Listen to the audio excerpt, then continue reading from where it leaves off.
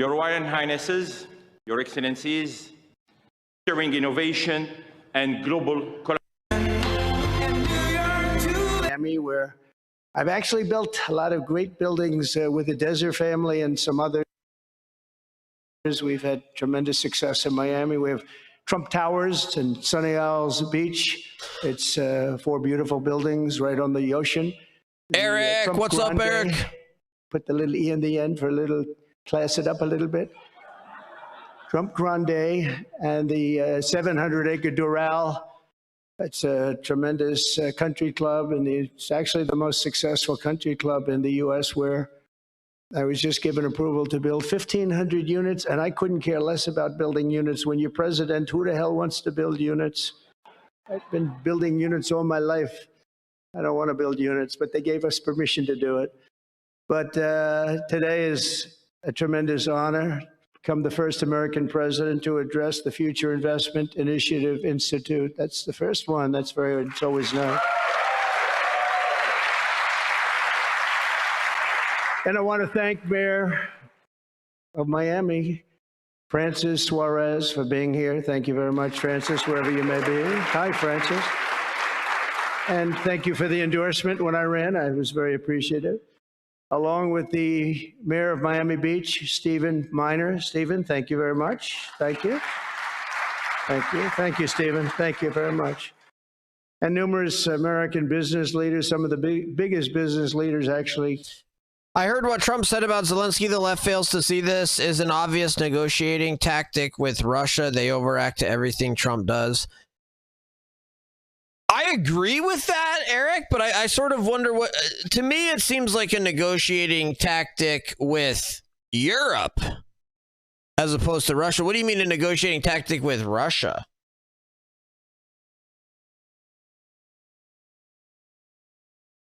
I mean, I think he could be doing it, and I'm thinking of like a couple of different ways it could happen, but like I'm curious what you mean exactly by negotiating tactic with Russia. Anywhere in the world, and many distinguished guests from the Middle East, and in particular the Kingdom of Saudi Arabia, a special place with special leaders.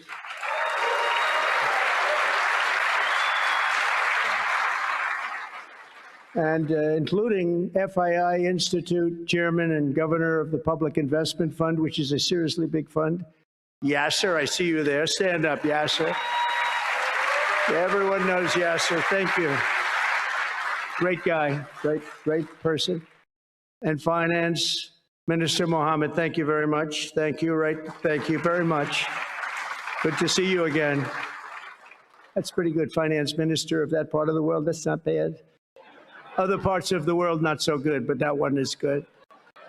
And many other senior government leaders. I also want to recognize the Kingdom's ambassador to the United States, Her Royal Highness Princess Rima.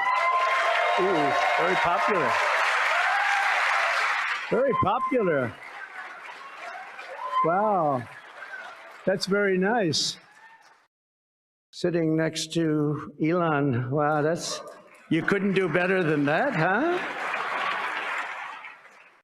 As well as my own special envoy to the Middle East, who's really done a fantastic job, Steve Witkoff. Thank you, Steve. He's been busy.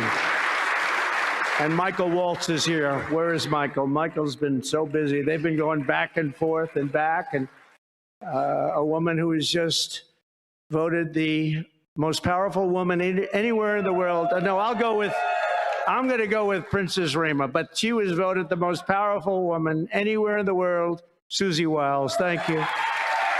Thank you. Most powerful woman. That's pretty good.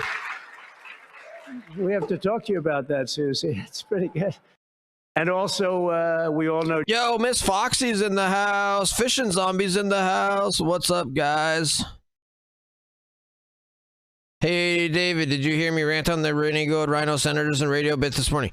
I heard you. Yeah, I heard a conversation you had with Aaron. Was it this morning or was it yesterday morning, Fishing Zombie, where Aaron had you on for like 3 different segments? I can't remember if it was about the Rhino Senators, but no. Anyway, no. Summarize what you said and kind of what Aaron's response was, because I'm drawing a blank on it anyway. But my take is that this is outrageous. I'm outraged, Fishing Zombie. I'm ticked off about these 9 rhinos.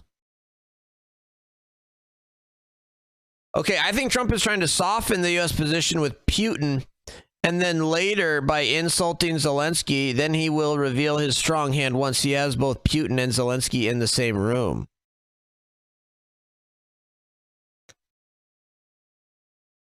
Right. Right, Eric. That's a good point. Yeah, he could be doing this to try to entice Russia to come to the table and entice Russia to think that they're just going to get this thing. And then at the last second be like, yeah, Russia, all that stuff I said about Ukraine and Zelensky, yeah, that's still all true, but I think you're worse. And so here's what's going to happen, right? Guess, what's up, Guess? DOT revoked the NYC. Oh, I saw that. Long live the king. Long live the king. Trump always making it cheaper and safer to live in NYC. Yeah, no kidding. And yeah, the Europeans are now taking a more active role in the peace negotiations, are discussing committing more spending to defense. Right, Eric. So it's also like Trump leveraging against the Europeans to get the Europeans to do more. It's like, yeah, this is so obvious. Like, everybody needs to quit freaking out and just let Trump cook.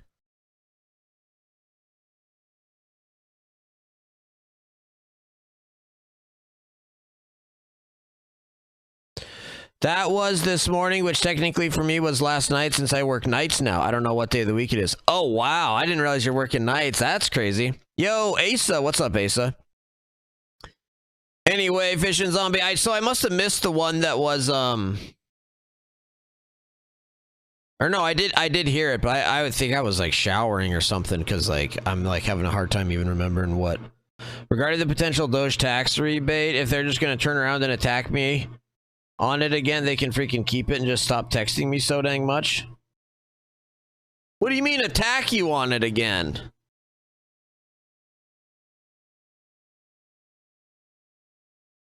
I don't know, like, to me that kind of defeats the whole purpose of Doge. It's like, dude, we can't have a Doge tax rebate and send that money out to America. That's just more government spending, and that'll end up being wasted and be wasteful. It's like, no, these savings need to go to paying down our debt. And paying, we don't have any money. There are no savings. We're still running a deficit every year.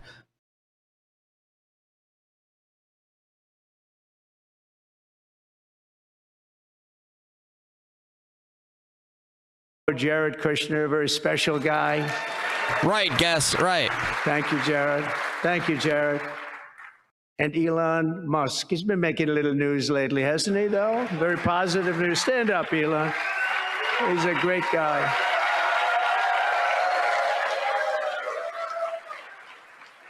We did a little show last night. I heard they got very good ratings, too, by the way. We did. Hannity. Sean Hannity was fantastic, a fantastic man, a fantastic guy, and he did a show, and it was great being on the show with you last night.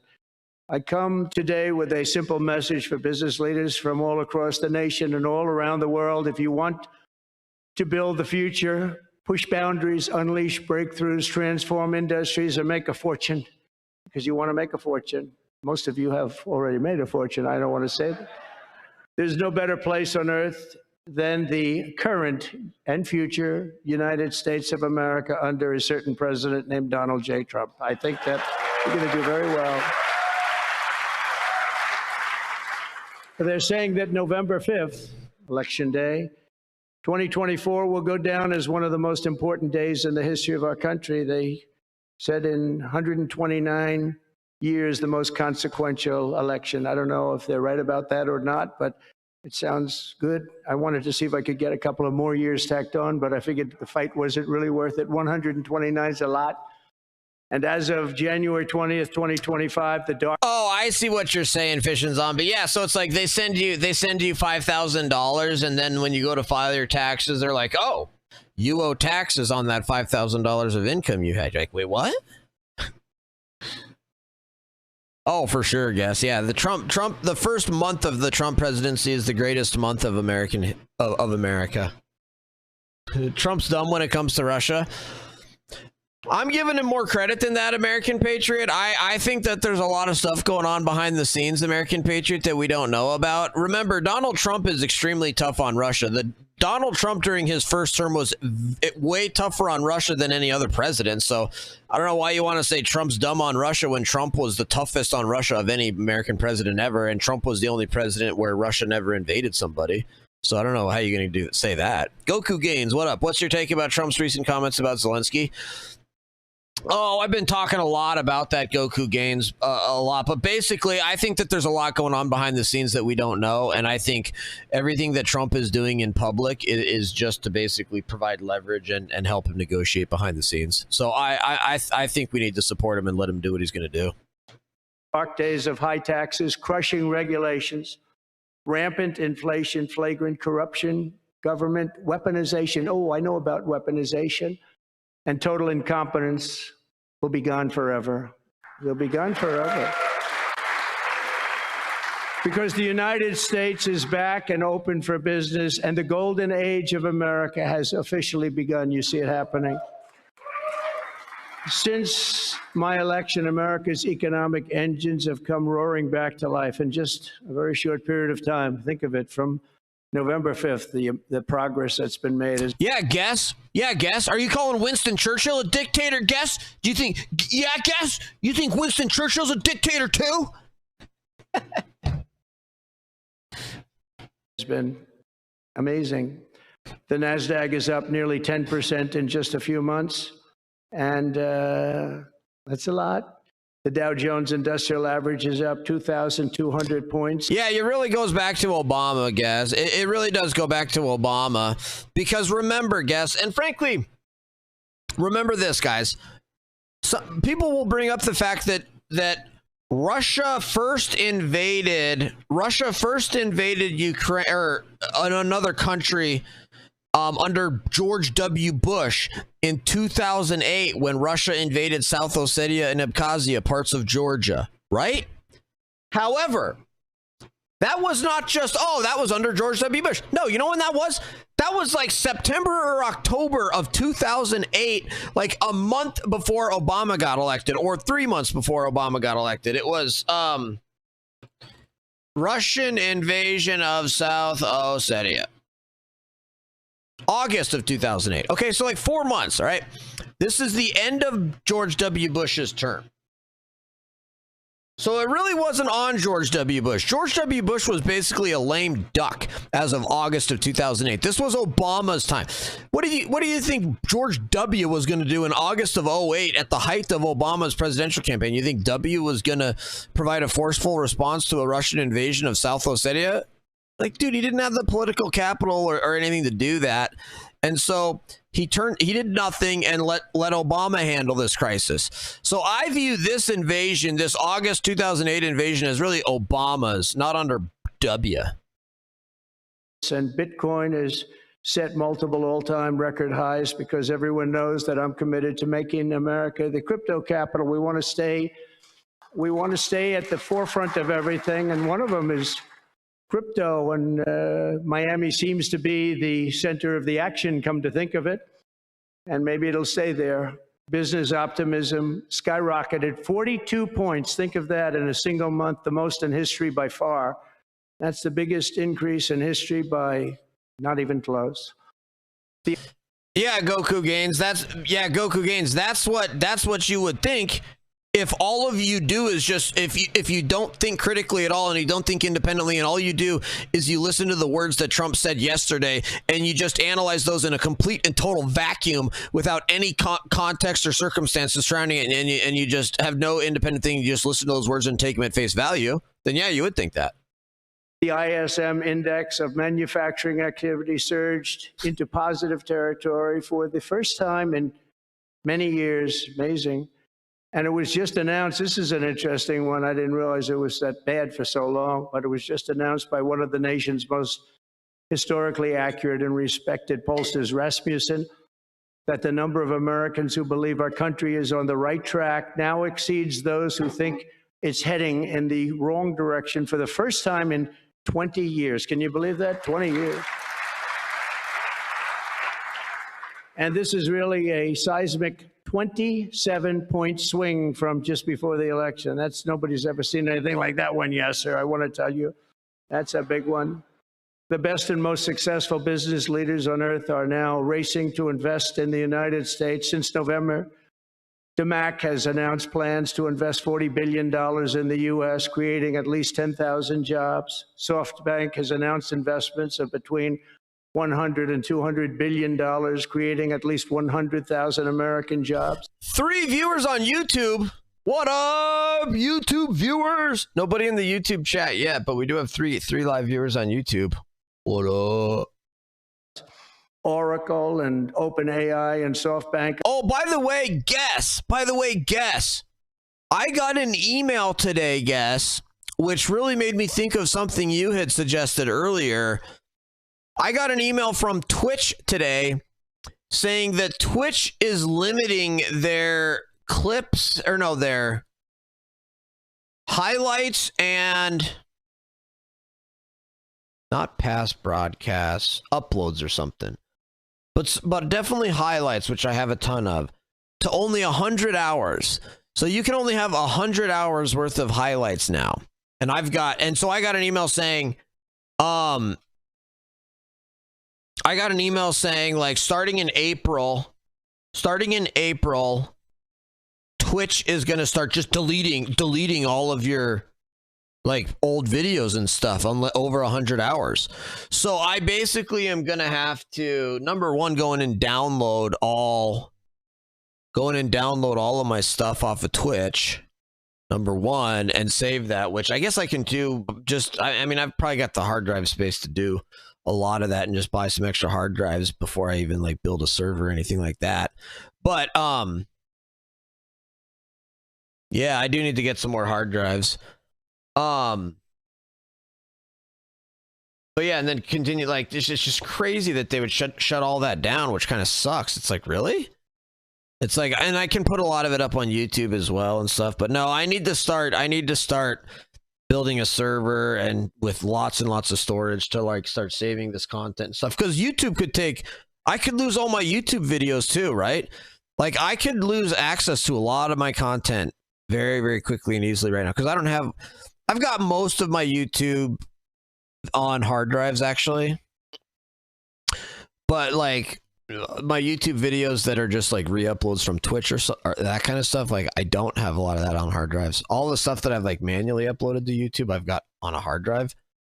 But like I feel like I could lose a lot of stuff if I ever got like banned on YouTube and Twitch, because I don't have all of it backed up and saved, which I need to start doing. Rip Twitch. I know, right, Num? It's like, why would Twitch do that? Like, really, Twitch? You can't afford to have some storage. It's like, dude, Twitch, you're owned by Amazon. Amazon Web Services should be able to give you plenty of storage. Like, this is some BS. Are now collectively committing $500 billion to keep the United States on the. Okay, gotcha. He's playing 4D chess again. Yes, it's 4D chess. Yes. That's hilarious. That's a good one, Goku Gaines. That's a pretty good comeback to that. Cutting edge of artificial intelligence and so many more. I mean, that's the answer to everything, right? Like every time Trump does something that's bad, it's like, oh, don't worry, this 4D chess. So many companies that want to come to the White House and have a little news conference all the time. I said, why don't you just announce it? But they want to come, and I'll do that. I don't mind doing that. I say anytime they want to go 10 billion or more, I'm there. 10 billion or more. But on his recent visit to the White House, the Prime Minister of Japan announced he anticipates Japanese investment in the United States of well over $1 trillion, and we're working on an Alaska pipeline. Oh, I know, dude. Even when I watch Twitch, the ads are so, like, I pay for YouTube Premium, as you can tell from here, and I don't get ads on YouTube. And so when I get on Twitch and get hit with the Twitch ads, it's like, it's an affront. It's like traumatic. Like, this, really? They're brutal. The Twitch ads are out of control. Already, which is the closest point to Asia. And as you know, the ANWR, which we've started, Ronald Reagan couldn't get it approved. Nobody could get it approved for so many years. Couldn't get it approved. I got it approved. Actually, I got it approved twice. I got it approved and Biden ended it.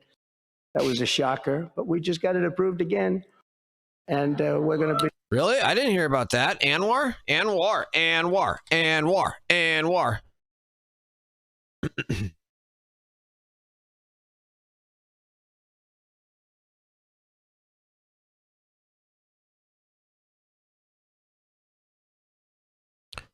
How is there nothing in the news about Anwar? No results for Anwar. Huh. What do you know? What do you know? What a shock. What a shock. What a shock. Probably the largest deposit maybe anywhere in the world, just by itself. It's, they say, of similar size to Saudi Arabia, so we hope that's correct. But all of this is only happening because of the world-changing results of the 2024 election. We won the House, we won the Senate, the White House, and the Electoral College, and the popular vote in a landslide. We also won all 7 swing states, and all 50 states shifted in the Republican direction for the first time ever. So every state, every single... I mean, just so you know, American Patriot, I personally, I don't fault the Ukrainian government or Zelensky for not having elections. I really don't. To me, that's not the biggest issue in the world. It's like, for me, it's like when you're in a war, you sort of, a lot of that stuff can get excused because it's a war. And like your point right there, how are Ukrainians supposed to vote in Donbass when they're fighting in partisan warfare? It's like, yeah, this is a war. Demanding elections is ridiculous. But that said, I still support Trump doing it because it's 4D chess and we don't know what's going on behind the scenes. Single state of the 50 states shifted Republican. It's never happened before. Either way, it's never happened. And 85% of counties voted for Trump. Think of that. So you have 2,600 counties versus 525. 2,600. Think of that. That's why when you look at the election map after it was all done, the certified map, the whole thing was red. 2,600 versus 500. It's a big difference. Nobody's seen anything like it, actually. So as a result of this very historic victory, investors from all over the planet once again have confidence in America's future and respect for America's leaders. And it's about time we get a little respect. The last administration was the worst and most incompetent in the history of our country, but we are moving quickly to fix every single disaster Joe Biden created and make America stronger and more prosperous than ever before.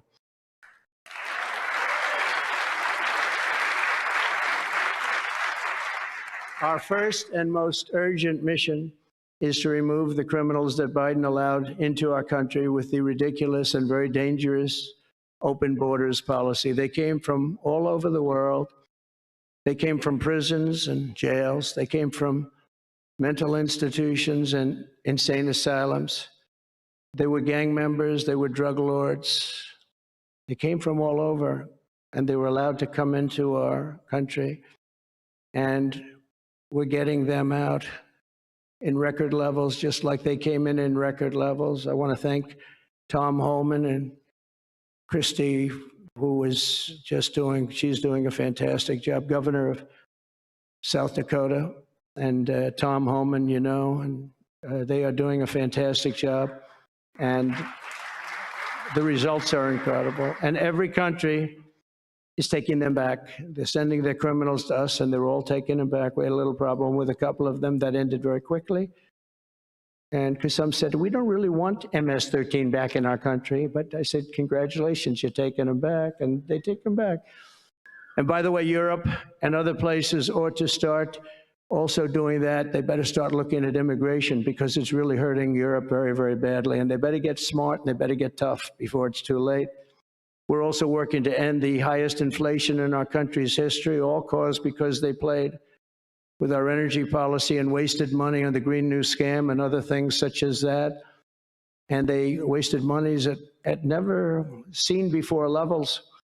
If Joe Biden had simply held federal spending at the pre-pandemic levels we had in 2019, right now we would have virtually no inflation. We're trying to balance the budget immediately, and because of the tariff income, which is really, it's already turned out to be amazing, actually. it's really meant more for bringing countries and companies into our country, but it's the numbers are rather staggering because we're the big piggy bank that everybody wants to be, and they can play games and they can say, well, there'll be retribution and, you know, equal this and that. Is Trump reading anything off of the teleprompter? Is this entirely just off the cuff here? Holy cow. But they can't be equal. But we want to keep it so that we're the big piggy bank. And if we had years like we did the last 4 years, that wouldn't have lasted too long. So we're not. I agree, American Patriot. Yeah, when Putin targeted Chernobyl, should have woken everybody up. I agree with that. Because Trump has been excellent so far. I'd hate having to crap on him regarding Ukraine. Well, I think who said it earlier? It's like, look, if yeah, Eric, you said it earlier. It's like, look, give him time. It's like give Trump time. Like, no, we don't know. That's what's so frustrating about this. Everybody's acting as if the negotiations regarding this are happening in public. Let me just break it to you guys. The negotiations to end the war in Ukraine are not happening in public. They're happening in private. And we don't know what is being said. So you don't get to criticize or promote anything or anybody right now. How about that? Why is nobody else saying that? Why am I the only one saying that? Promising it, but you know, all of these things could happen. We hope to balance our budget. So I don't want to promise it, because if I do and we come about $10 short, the fake news media back there would. Like, here's the thing. If Donald Trump is unable to come to a negotiated resolution of this war, then, hey, he tried. He gave it his best shot. He kind of thought out of the box on this. He tried to negotiate a resolution of the war, couldn't do it, couldn't get the parties to come together. Wouldn't be his fault, wouldn't be Trump's fault. If he's able to come to a resolution that is basically fair and balanced and either side's happy, then it's like, okay, that's acceptable as well. That would be a positive thing. Even if it's just to freeze everything and just a ceasefire and everything pauses, that would be a positive thing. I would support that. I think everybody would support that. That stops all the killing and freezes everything. Great. And if he achieves like actually a lasting, permanent like peace where Ukraine gets to still exist and no more war ever, and it's fully resolved, then that's like as good as it could possibly get, and Trump will go down as one of the greatest of peacemakers of all time. Right? But it's like, okay, there's like those 3 or 4 different potential outcomes here, and pretty much all of them are good. There's really none of them that are bad. So it's like, there's really not a whole lot of harm here. And oh, there is one bad outcome, which is if Trump basically forces Ukraine into some deal with Russia that's basically totally one-sided and does not allow for Ukraine to continue to exist and does not allow for a permanent peace, and it's a terrible deal. And if he does that and he agrees to that, then we'll all criticize him and say, yep, that was bad. But that has not happened. And out of those 4 potential outcomes, you know, 3 of them are good and 1 of them is bad. So let's see what happens. Would say, we have breaking news. He did not make it. He did not make it. But we'll get it done very soon. It might not be this year, but it could be this year, actually. Correct, Anthony. Correct, Anthony. Yep.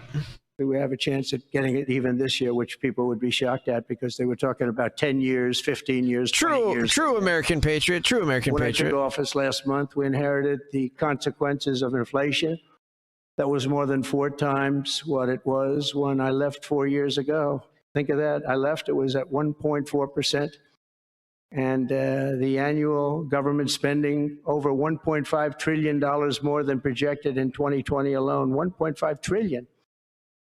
But under the Trump administration, all of that is changing faster and more dramatically than anyone ever thought possible. They didn't think it was possible to do what we've done in just a very short period of time.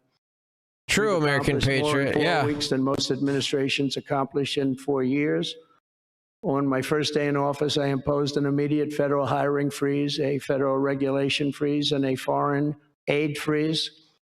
I signed an order creating the Department of Government Efficiency and put a man named Elon Musk in charge. Thank you, Elon, for doing it. Thank you very much. And he's doing a great job. I wish you could have seen him last night. It's really, you know, he's a very committed person. He's a very serious person. And he's a very high IQ people. You know, I like high IQ people. Not all have to be, but, you know, it'd be nice to have some people up there that he's a seriously high IQ individual. Now, he's got his faults also, I will tell you that.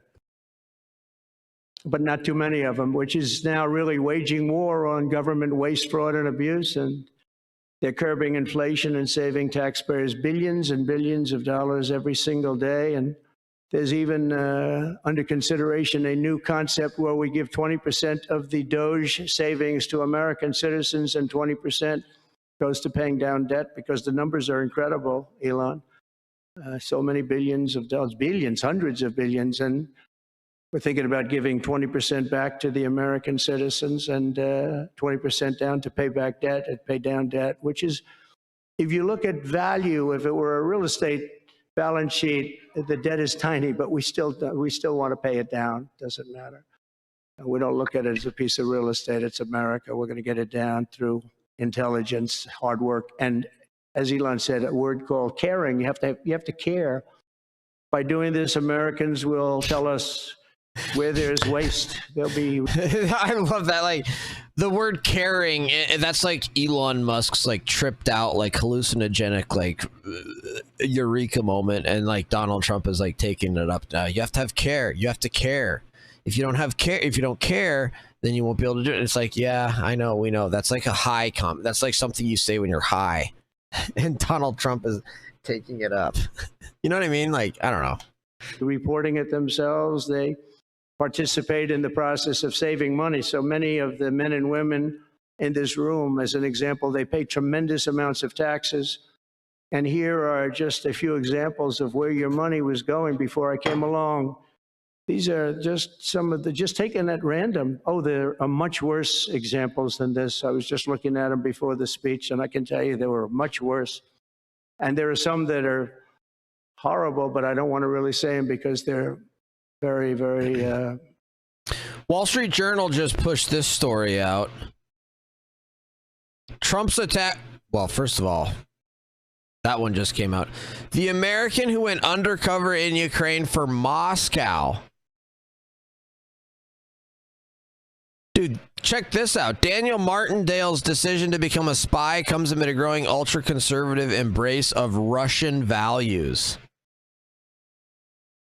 As Russian troops poured across Ukraine's border in the opening hours of the February 22 invasion, Daniel Martindale pedaled through Kyiv, weighted down with supplies and a secret. Riding a scavenged mountain bike, the red-bearded 31-year-old from Indiana was planning to offer his services to Russian troops on the front line.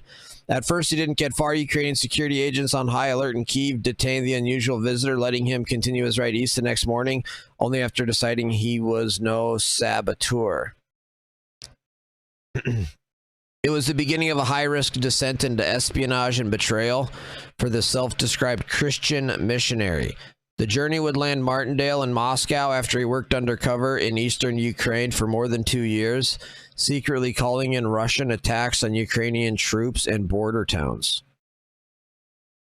To Martindale, Russia symbolized the traditional values he believed his own country had forsaken. I realized that I want to be in Russia if World War III starts, he said in an interview with the Wall Street Journal.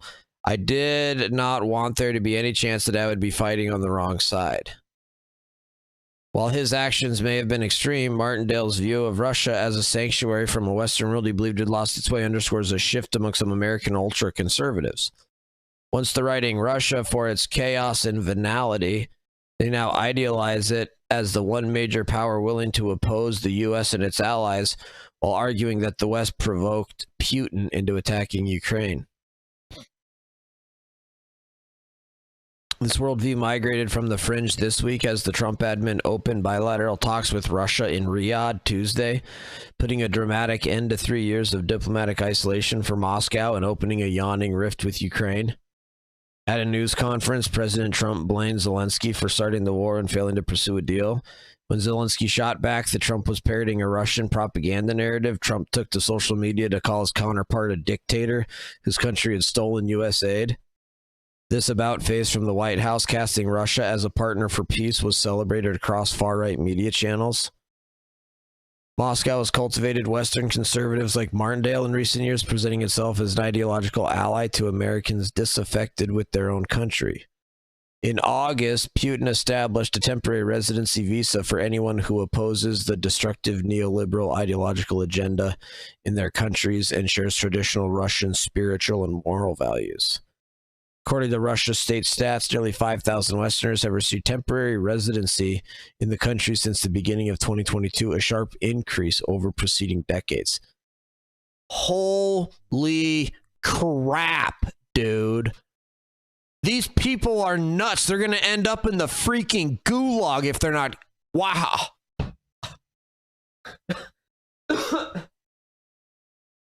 This is insane.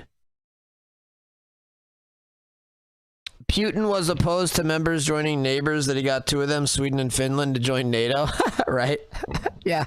Isn't that great? Yeah, no kidding, Eric. Can you imagine moving to Russia, dude? You're going to end up in the flippin' gulag. This is insane to do this. A new Welcome to Russia office has been up to help clear the path to a new life and showcase Western families that have emigrated to the country. The effort is headed by Russian parliamentarian Maria Butina, who was convicted in U.S. federal court of acting as an unregistered foreign agent in 2018. There's a place in this world where you can live traditional family values like your best vision of 1950s America.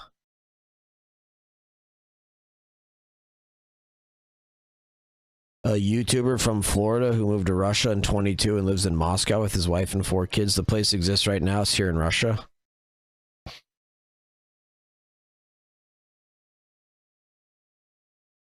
When Daniel Martindale was young, his family visited the region around the Russian port city of Vladivostok.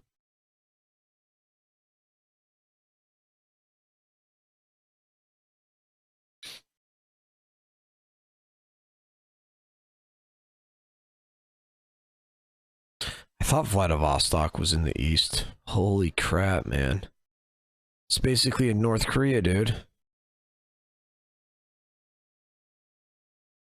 Dude, I can't believe this, but check this out, dude.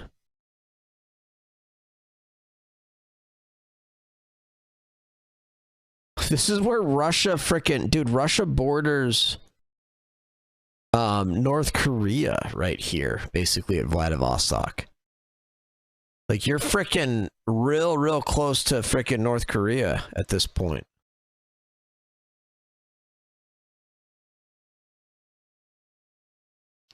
Here's the border with North Korea.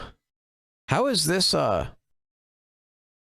Maejiang Tunnel? Dude, there's some tunnel right here? What's this tunnel right here? Vladivostok. Dude, I'd love to go to Vladivostok. This shit, like, this over here in the east, Artyom. This shit is where, like, big parts of, the Gulag were.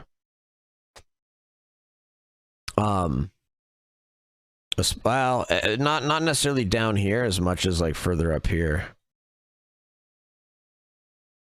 Like, where's the main Magadan? Yeah, this Magadan, dude. Magadan is basically like a place where like the Gulag started.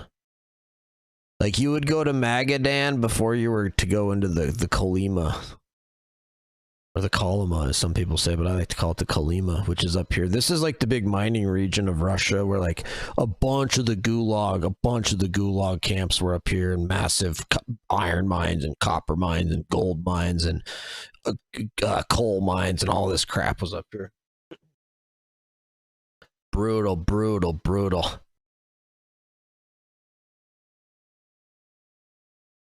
If Putin doesn't want NATO on his border, then why does he keep trying to get closer to NATO? NATO already is on his border. He shouldn't complain. China wants it again. Oh, I'm sure. I don't think Christian values encourage jumping into a war that is not threatening your own homeland. No, they don't. So obviously this guy's not a great Christian, apparently. Soviet Pacific Fleet. Pacific Fleet. The Soviet Pacific. That's hilarious, isn't it, American Patriot? Yo, Vanilla Coffee, what's up? That's funny, dude. Daniel Martindale grew up riding tractors on farms in upstate New York and Indiana. His parents instilled in their 7 children a suspicion of the U.S. government over policies they believed were defiling the country. Dan was homeschooled with his siblings and started classes with the prayer. In 2001, the family moved to rural China after Jim Martindale began working with the Christian missionary group that helped refugees from North Korea. He took a job building a dairy farm to employ the refugees near the city of Hunchun, wedged between North Korea and Russia.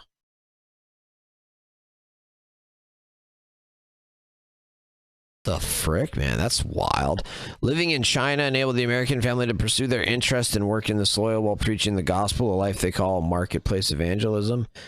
They befriended a neighbor who said he'd been a Russian military intelligence officer. The former spy and his wife took the Martindales over the border into Russia's Far East and extolled the country's support of Christian values and the purity of its agriculture. They showed the American family abandoned collective farms with vast tracts of land near the port city of Vladivostok, which they said could be leased for 25 cents an acre. The experience sparked in Dan Martindale a deep attraction to Russia.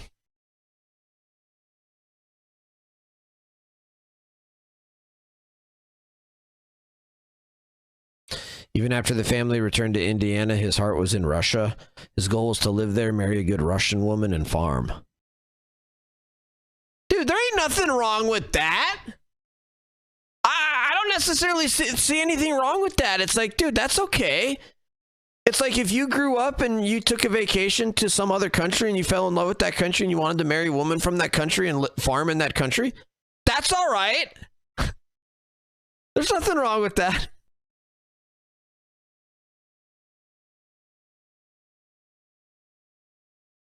Oh, nice, Eric.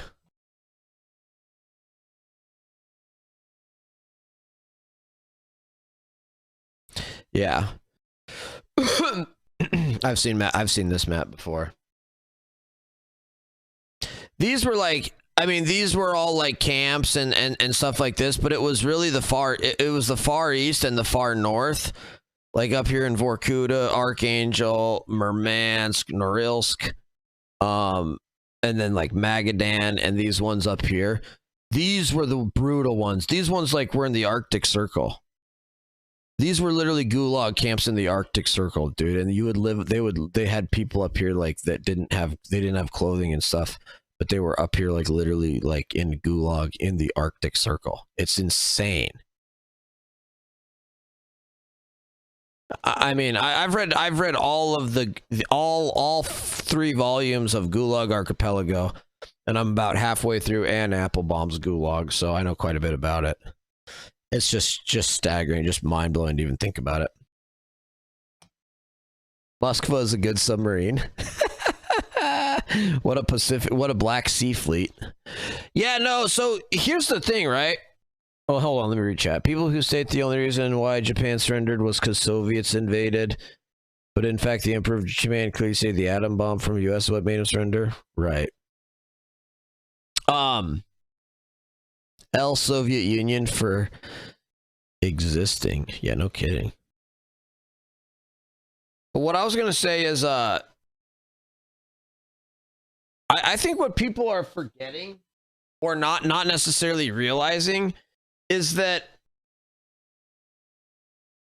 when you're talking about like a negotiated resolution to a war, you typically need, for that to happen, you typically need one side or the other to basically recognize that the war has been lost and or won, and vice versa, right? Like that, once that's happened, or basically both sides, as long as both sides believe that they can ultimately win the war, then the war will continue.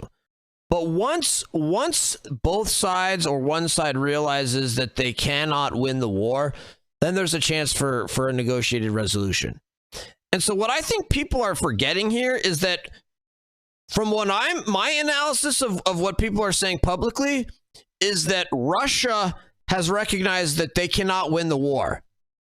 Russia and Putin realize they can't win this war. And so they want to get this done. And they're ready to do it. Meanwhile, Ukraine thinks that they can win their land back. Ukraine thinks that they can win this thing. Ukraine wants to keep fighting. And so that's why you see Donald Trump going out and hammering Ukraine, because he doesn't have to hammer Russia. Like Russia, they're there already. Does that make sense? Martindale says he went through a transformation watching the 2005 documentary Loose Change, which claimed falsely that Washington was responsible for the 9/11 attacks. The U.S. wars in Afghanistan and Iraq left them more disillusioned. Washington is my enemy. They literally are at war with their own citizens since 2001. He studied mechanical engineering and worked with his father selling farm equipment after saving up for years. Dan took the step he had long dreamed of and moved to Russia in 2018. Returning to the Far East, he studied Russian in Vladivostok and taught English in his spare time. 4 years earlier, the Kremlin had annexed Crimea and fomented a war in Ukraine's eastern Donbass region, 8 time zones away. Martindale immersed himself in local life. A year into Martindale's stay, Russian authorities deported him for violating labor laws for foreign students and banned him from returning for 5 years. That was heartbreaking, honestly, Martindale said. A year into the stay, Russian authorities deported him for violating labor laws for foreign students and banned him from returning for 5 years. Wow, dude. So it's like he must have been working and he wasn't supposed to be. That's nuts, man. So he literally got deported from Russia and then wanted to go fight for Russia? The flip? This guy's nuts, dude. Lecture, what's worse, being in a gulag or being stuck in a long flight sitting next to chunk yogurt? Definitely being in a gulag is worse than that, Eric. And if you don't think so, you need to finish all 3 volumes of Alexander Solzhenitsyn's Gulag Archipelago. I think Ukraine can retake their land back. Right, American Patriot. That's the thing, American Patriot. Lots of people think that Ukraine can take their land back. That's why Ukraine and Europe, they don't want to make a deal. They don't want to make a deal because they think that they can get the land back. Why would they make a deal and like freeze the boundary lines and do a ceasefire if they think that they could get that land back, if they just keep fighting for a little bit longer? So that's why it's difficult. That's why Trump is having to hammer Ukraine and be like, no, he's having to force them into this because they think that they can still win this. And Trump is like, dude, I don't care if you think you can. You've been doing this for 3 years, losing 1,000 soldiers a week. It's a lot of lives, Dot. People are millions dead. I mean, that's crazy how many. I can't even fathom it. I don't understand how there's that much fighting happening every single day. I'm surprised there's not more videos about it and reporting on it and stuff, because it's like, if there's that many people dying every week, you would expect there to be like massive battles taking place that would be like, whoa, there was this huge thing, like videos and like, I don't know. They take out more Russians than them, though. True. Ukraine did take Kursk. True. Have you heard of the horseshoe theory? Far left and far right have more in common than they are different. Yes.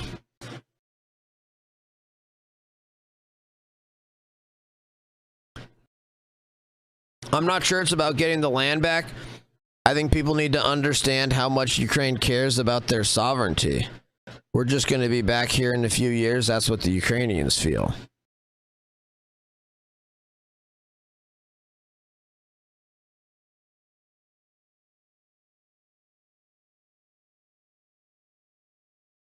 Yeah, but Trump is offering them that as part of this deal. He's offering them like permanent security guarantees.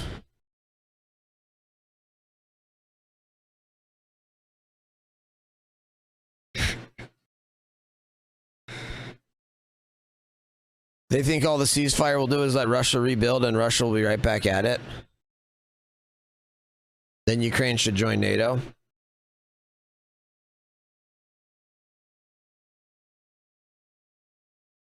I mean, yeah, man. Yeah, that's a tough. I think that's a tough situation.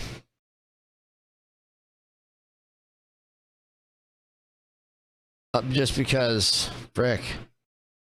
I sort of I think you. I think ideally, somebody had said what somebody said yesterday. Set up like a DMZ, like you've got in North Korea and South Korea, where you've got like a demilitarized zone in between Europe and Russia.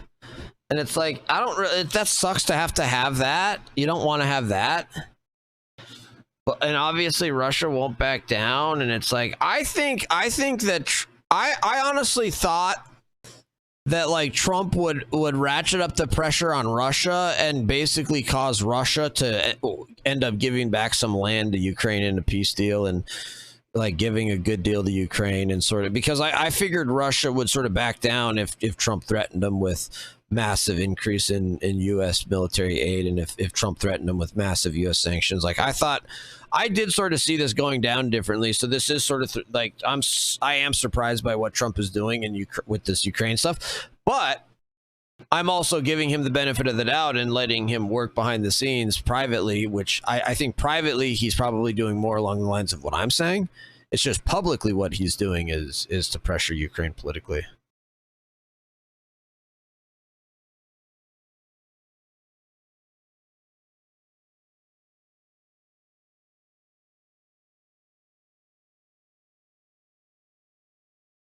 Russia said no to a DMZ. Oh, I didn't see that. Have European troops in Ukraine as peacekeeper forces as well. Russia won't agree to that. Nothing is worse than a nation's sovereignty and freedom. Yeah, that's a good point, Yangtze Tam. Ukraine is fighting for their freedom and sovereignty. Right, Yangtze Tam. That's why the Ukrainian army, that's why the Ukrainian military can actually fight against Russia, because the Ukrainians have morality and ethics on their side and have esprit de corps and have camaraderie and brotherhood and all these things that you really need in a military to have it work effectively. And the Russian troops are just like being treated like cannon fodder, and they're freaking like convicts. Like the Russian military is hollowed out. I saw like graphs and videos and stuff where, especially like the Russian #1 Russian troops are like they've like lost half of their troops, and so like more than half of their troops on the battlefield are like totally untrained, like complete noobs. And then they've like lost over half of all their military equipment too. So like Russia is struggling and is a joke. And like, yeah, they're like literally using like 4-wheelers and like golf carts and crap like that on the battlefields and using donkeys and crap. It's like, what the frick? But they're just sending in troops to the meat grinder, and their Ukrainians are losing less. But Ukrainians don't have as many soldiers because they don't have the manpower, but they've got all this technology and drones and everything else. It's incredible that the fight that they've put up with the people that they have. But it really is, Russia is gaining ground. That's the problem, right? Russia is gaining, and yeah, the Russian gains have slowed down, but Russia is still gaining ground. Slowly but surely, Russia is still gaining ground. Trump tilts toward a Ukraine sellout by the Wall Street Journal editorial board. He puts more pressure on Kyiv for a deal than he does on the Kremlin. Yeah, see, but that's just publicly. We don't know what Trump is doing behind the scenes. Russians couldn't even save Bashar al-Assad. Yeah, seriously, what a joke. Even Kim Jong-un got mad at Putin for using his troops as cannon fodder. Yeah. That's hilarious.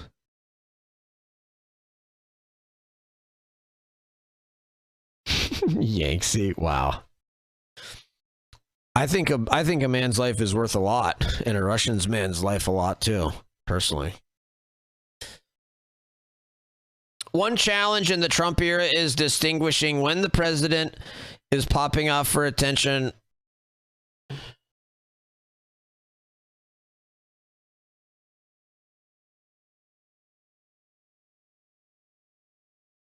Oh, man.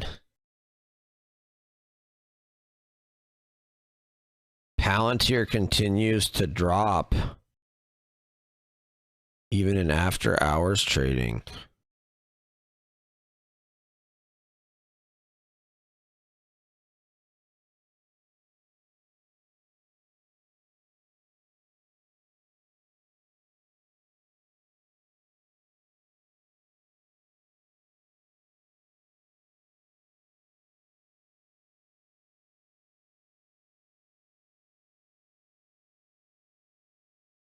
Shares of Palantir fell Wednesday. This company's stock lost 10% and lost as much as 13% earlier in the day. The drop comes as the S&P 500 gained.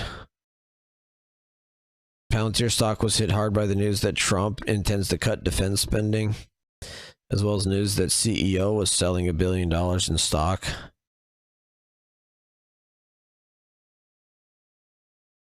Pentagon budget cuts are looming.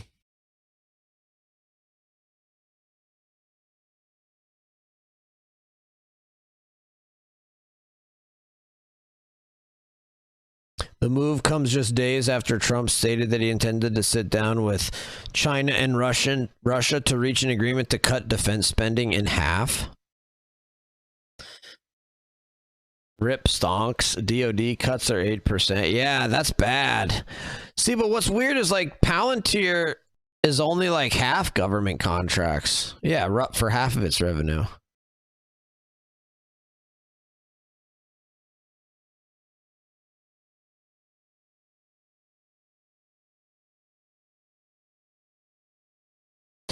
Although the CEO's previous plan allowed him to sell 5 times as many shares.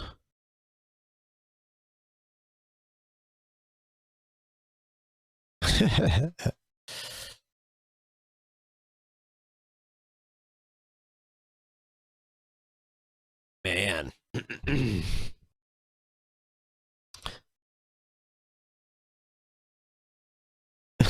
Palantir is named after the 7 seeing stones from Lord of the Rings, but they couldn't see their stock price falling. Harsh.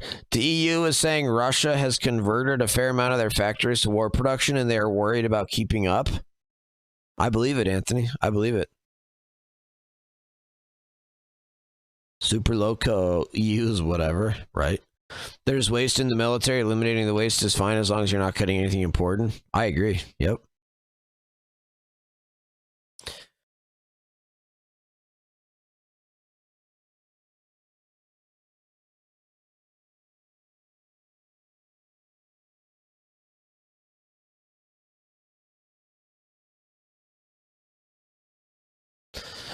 The president says he is considering giving to the public 20% of the savings from Doge. Embarrassing to people, very, very embarrassing. And they're really something, but you'll be seeing it and you will be reading about it. But just some taken at random, $2 million for sex change operations in Guatemala, $20 million for Sesame Street performances in Iraq. 20 million, that's a lot of money. You know, I know what it costs to do those things. You get a cast over for 50,000, give them a couple of bucks tip, and that's it, not 20 million. 20 million, that's Gone with the Wind on steroids. $101 million for 29 diversity, equity, and inclusion contracts at the Department of Education. Wow. And we've also canceled all of these, saved all of this money. And again, this is just a small sample. This could go on. I could read them all day. $520 million for a consultant. I want to know, who is that consultant? To do ESG, that's environmental, social, and governance investments in Africa. $25 million to promote biodiversity, conservation, and illicit livelihoods by developing socially responsible behavior in Colombia. $40 million to improve the social and economic inclusion of sedentary migrants. Nobody knows what that even means. None of this stuff, everyone's trying to figure out, what the hell does it all mean? $42 million for social and behavior changes in Uganda. 40 million's a lot of newspaper ads in Uganda.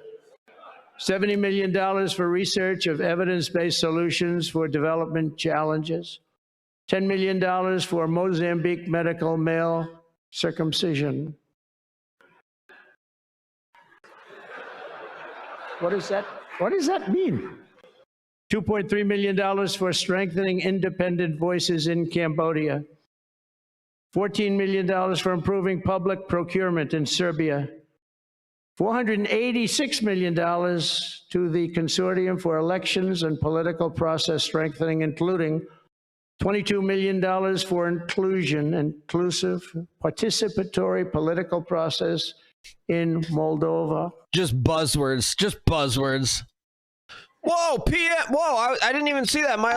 Oh, there's the alert. Was delayed. It wasn't even up. PM. Thank you so much, PM. Holy cow. 57 months. 57 months, been filling for longer. What a wild ride this has been. Thank you, PM. You've been here a long time, man. Appreciate you being here, PM. Yeah, PM, you were here. If I recall correctly, PM, you were here for like a couple of years. And then like you were gone for a couple of years. And then now you've been back for like a year or two. All savings should be used to pay off the debt. I agree. It's like we don't need. I don't want Doge payments to tax. It's like, no. That's like, what's the difference between that and a freaking stimulus check? No. And $21 million for voter turnout in India. What do we need to spend $21 million for voter turnout in India? Wow, $21 million. I guess they were trying to get somebody else elected. Wow, we ought to tell the Indian government, because when we hear that Russia spent about $2 in our country, it was a big deal, right? They took some internet ads for $2,000. This is a total breakthrough. $21 million for India elections, $29 million to strengthen the political landscape in Bangladesh, $20 million for fiscal federalism, and $19 million in addition to the $21 million for biodiversity conversion in Nepal, $1.5 million for voter confidence in Liberia. We need voter confidence too when you read this list. $14 million for social cohesion in Mali, $2.5 million for inclusive democracies in South Africa, $47 million for improving learning outcomes in Asia. Asia's doing very well. We don't need to give them money. That's hilarious, guitar player. And in another program, this is insane, man. This is nuts. $50 million plus another $50 million for condoms for Hamas. You know about that? $100 million for condoms. Condoms. Does everybody know what a condom is? For Hamas, $100 million. And these are just some. I could read this list all day long. I just don't want to bore you. But these are just some, and not nearly as bad as others. And some are just, I just don't want to say them because they're too incendiary. We're also finding tremendous abuse, waste, and fraud in Social Security. Social Security is, what's happening there is going to be one of the great potential scandals in history. On the program, there are over 4.7 million Social Security numbers from people. Yeah, exactly, Numb. Exactly, Numb. That was used to pay for terrorism. Exactly, yeah. From 100 years old to 109. Think of that. Now, doesn't that make the United States a state sponsor of terrorism? Doesn't that make the US government literally a state sponsor of terror at that point? If we're sending money to Hamas, that means we're a state sponsor of terror. Technically, yes. Yeah. The amount of fraud is actually on point with what I suspected for years, but people who said that were labeled conspiracy theory. True. True, PM. Good point. Now, over 100, there aren't a lot of people that make it.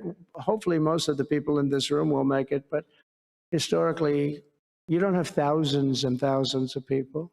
But listen to this. 3.6 million people are on Social Security rolls from the age of 110 years old to 119. Do you think there are really that many?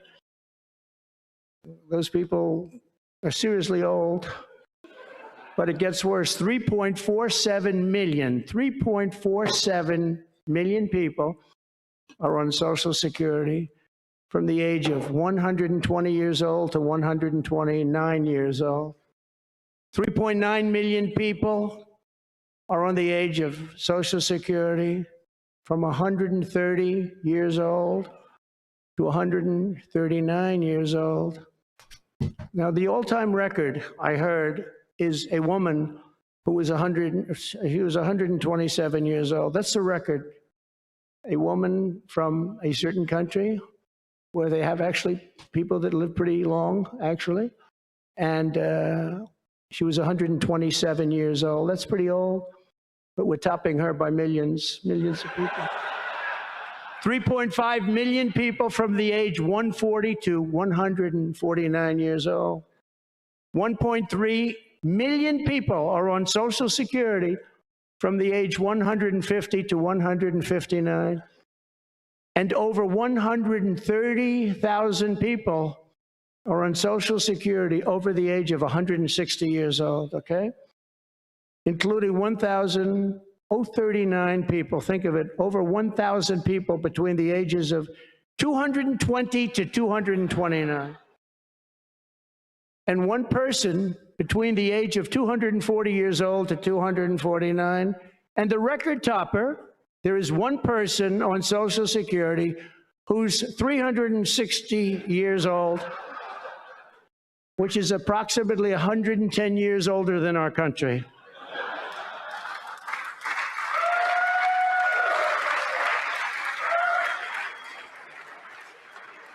So what we're trying to find out, and what we will find out, is are people Yeah, true, PM. Yeah, we don't have the room to lock up millions and millions of people. being paid from all of these, you know, somebody pocketing 10,000 here, 10,000 there, what's going on? So we'll find that out pretty easily because we have a lot of computer geniuses. I said to Elon, who are these people that are doing this, the Doge people? I said, who are they? Where do they come from? He said, well, number one, they love our country. Number two, they're really genius at computers. So nobody's going to fool them. When they go in, they see some bureaucrat that's scamming the country, and they try and talk about, you know, certain computer language. These people say, no, it doesn't work that way. These are people that have a natural ability as you know, brilliant computer people. It was very interesting when he told me that. I said, that's what you need today. But all of these scams have now been terminated. In addition, over the past month, we have effectively eliminated the U.S. Agency for International Development, which was funding. That's amazing. Eliminated the entire agency. Boom. Much of this lunacy. We virtually shut down the out-of-control CFPB, escorting radical left bureaucrats out of the building and locking the doors behind them. What they were doing was so terrible. Where they were spending the money was so terrible. What we haven't looked at yet, but will be, is does the money come back to them? Because nobody can be stupid like that. And they're not stupid. They're smart, actually. And, you know, why are they doing that?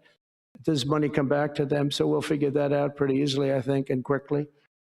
But I bet. Yeah, crazy to think about that, Yanksy. 89 years. So Social Security is 89 years old.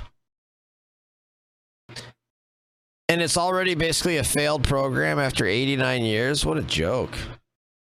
Medicare uses something called fee for survive, where they pay for quantity of care provided. Changing to pay for quality rather than quantity would save taxpayer. Good. I'm for it.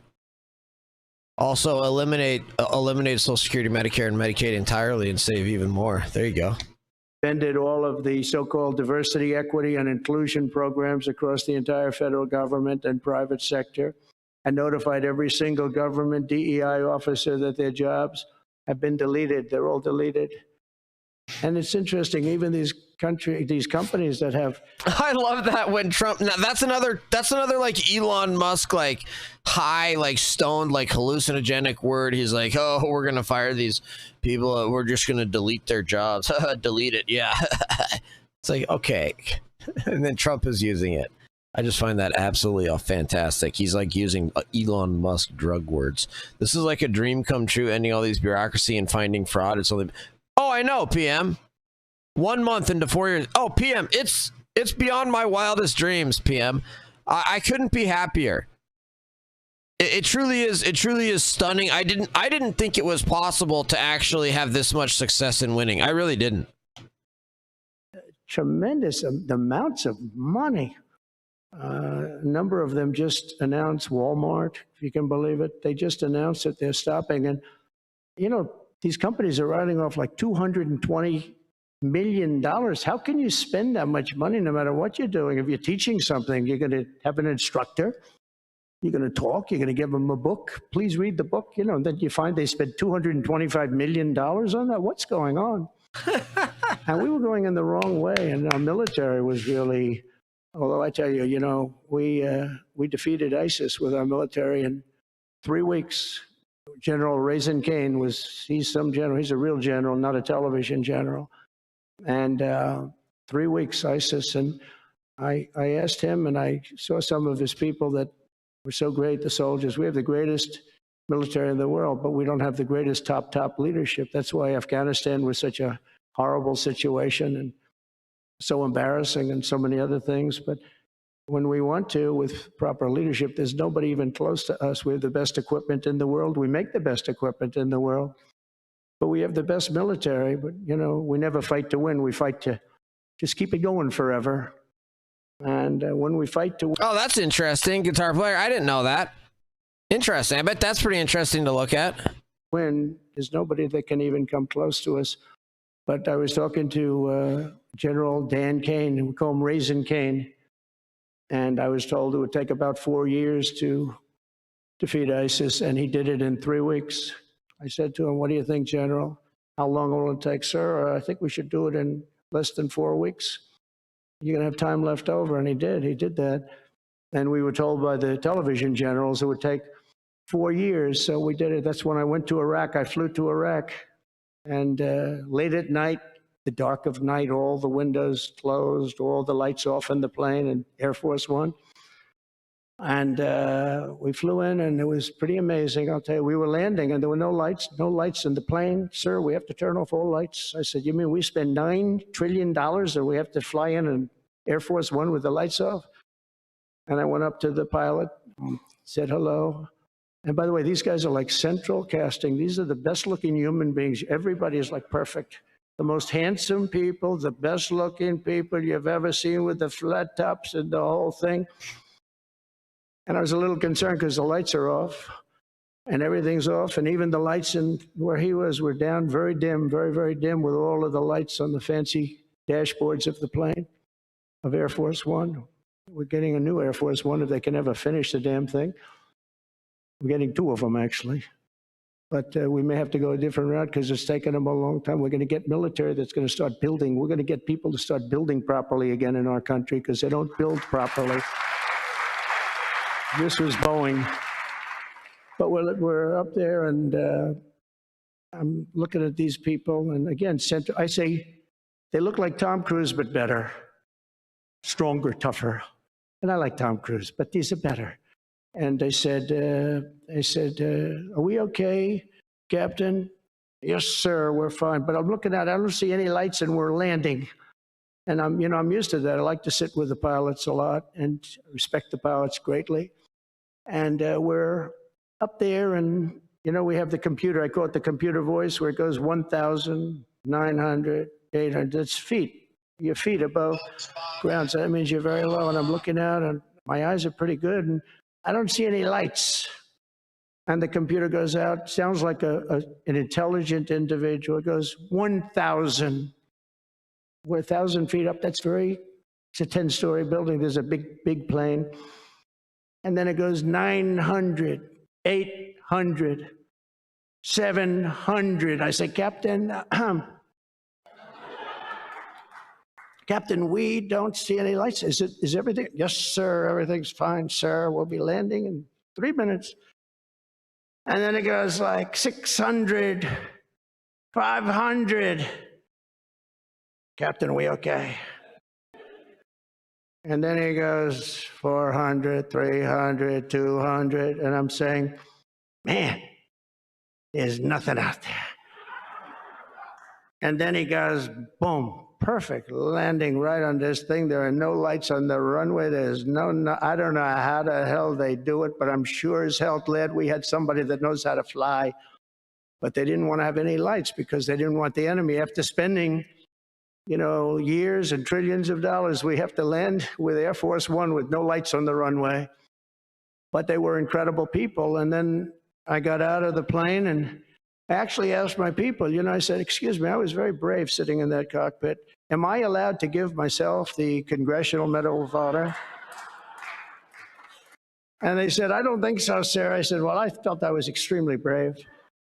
But now here's the problem with saying a story like that when you kid.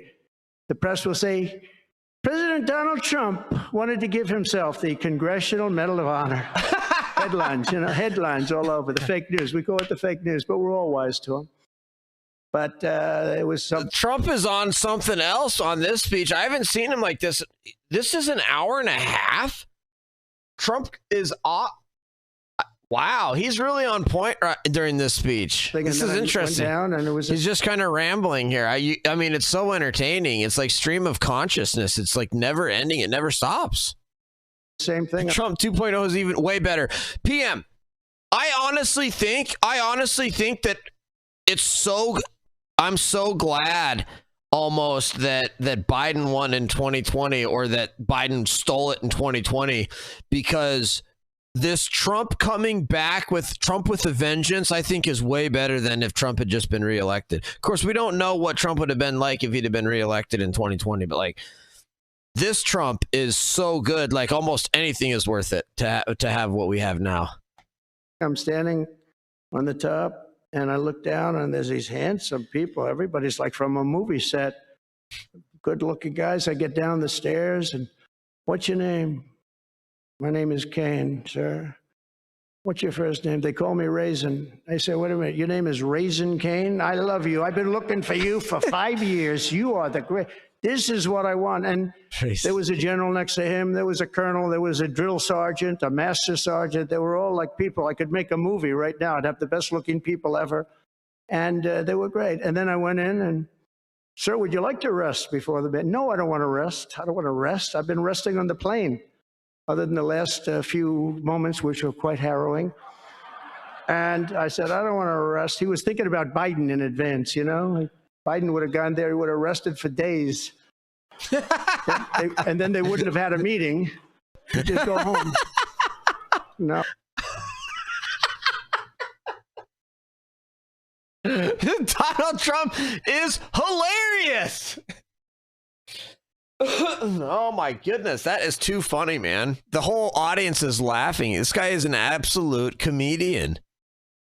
Oh, I said, I don't want to rest. I don't want to rest at all. I want to go. So we went into this like bunker and we had a lot of very good, talented people. So we went into this like bunker. Sergeant, a master sergeant. They were all like people. I could make a movie right now. I'd have the best looking people ever. And they were great. And then I went in and, sir, would you like to rest before the bed? No, I don't want to rest. I don't want to rest. I've been resting on the plane. And we had a lot of very good, talented people. And that's when I asked them. I said, you know, I'm hearing it's going to take a long time. No, that's not right, sir. It's not going to take a long time. We'll have it done in 4 weeks. I said, how can you say 4 weeks when in Washington they said 4 years? He said, 4 weeks, sir. We'll hit them left, we'll hit them right, we'll hit them up the center, we'll hit them underground and overground, we'll knock the hell out of them, sir. And I said, why is it that they said so long? He said, because they wouldn't let us fight. And we're very far away. They want us to fight for this, from this airport. We're very, very far away, sir. And they want us to fight here. We have many substations out, sub-airports, they call them remote airports, where they build them in the sand. And we have many of them. And I'd use them all, sir. And I would hit them so hard from so many different directions. I said, well, what do you think? He said, you just let me know. And I called him back and I said, go ahead and do it. Are you sure you can do this, General? I said, yes, sir. And he did it actually in 3 weeks. It was over 100% of people that are really hurting the Middle East, hurting the world. And it was done. And we have, I'm telling you, we have the greatest military in the world, but you have to use the right people. But there's nothing like what they were able to do in that case and in other cases, wherever I gave them something, it was done incredibly well and you know many of the instances because it's been well reported. But we've also required, and so we have a country that's a great country. It's a strong country. But it's a country that's just now gaining its respect back to the levels that it should have never lost. We were being laughed at by the entire world, but we're not being laughed at anymore. But we've also required that all federal employees must once again show up to work. It's a new phenomena, you know, since COVID. show up to work in person like the rest of us. So, I mean, it doesn't work when you don't show up. And I see companies now are all going back to it. They're all going back. It's great. I watch some of the big business leaders saying we absolutely are going back. You can't work at home. They're not working. They're playing tennis, they're playing golf, or they have other jobs. But they're not working, or they're certainly not working hard. You could never build a company or a country with that. So we have a very strong policy, and if they don't show up to work, they get fired. Guess nothing. I'm nothing on the schedule in terms of hosting full shows, but I will be on tomorrow morning. I'll be on the radio tomorrow morning for an hour, 7 a.m. Mountain Time tomorrow morning. And we're trying to make our government smaller but much stronger. And we have tremendous bureaucracy, but it's happening. A lot of people are leaving, and in some cases leaving with pretty good offers. You know, you're paid 7 or 8 months and go out, find a job. But some Awesome, of these guys. people had Thanks. jobs. They were actually working for us, but they also had other jobs. And those people, in theory, they have problems. I don't know if we're going to do Yes, PM. Yes. anything about that. So we have other things to do, but they were working other jobs instead of working for us. So they were staying home working, but they were working other jobs, getting paid a lot of money, perhaps. We offered deferred resignation buyouts to all federal workers, resulting in more than 75,000 bureaucrats voluntarily surrendering their taxpayer-funded jobs. A lot of them are leaving because they don't want to be caught having the second job. Some are leaving because they didn't want to be in government any longer. And some are leaving because they didn't want to show up to work. They wanted to work outside of an office. And that's never going to work for anybody, including companies. Companies ought to get smart. You watch these companies where they do that. They start going bad. Nobody knows what's wrong with this company. Well, try getting the people back into the office where they can be cohesive and together. In less than a single month, the Department of Government Efficiency has already saved over this is just a short period of time, $55 billion. And we're just getting started. That's nothing compared to the numbers that you're talking about, right? We're ending trillions of dollars in waste, and it'll mean much lower inflation, lower interest rates, lower payments on mortgages, credit cards, car loans, and much higher stock markets. I think the stock market's going to be great. In other words, we will rapidly grow our economy by dramatically shrinking the federal government, and we have to do it. I'm also taking fast action to end the radical left's nation-wrecking crusade against oil and natural gas. Over the past 4 years, the Biden administration cut the number of new oil leases and gas leases by 95%. They slowed new pipeline. I mean, look at Dakota Access, they wanted that one knocked out. The Keystone Pipeline, they wanted that one knocked out. Oh, I know, 1927th. I'm completely opposed to government checks. I don't care if the government checks are coming from Doge. No government checks anymore. No. That's the same thing as a STEMI check. I want my 1,400, whatever the heck. How pathetic. They ended the Keystone. We got the Dakota Access done, but it wasn't easy after they tried to stop it. They slowed new oil and gas pipeline construction to virtually a halt. They shut down 38% of active oil and gas rigs in the United States, but they love the wind turbines. They go round and round and round, and if the wind doesn't blow, they got problems. They kill all the birds. They ruin the sight lines. They ruin the plains and the beautiful areas of our country, including the oceans, the lakes. They closed more than 50 power plants, all causing energy prices to skyrocket. You saw that happen. That's what caused inflation. Oh, you know what, Prola? I heard actually that they were maybe going to do checks for people that were actually taxpayers. I heard that the Doge checks were only going to go to people that actually paid taxes, which would only be like the top 50% of people. Like most people don't even pay taxes, right? They get refunds and crap like that. Doge checks, net taxpayer. Like if it only goes to people that Doge, a Doge dividend check.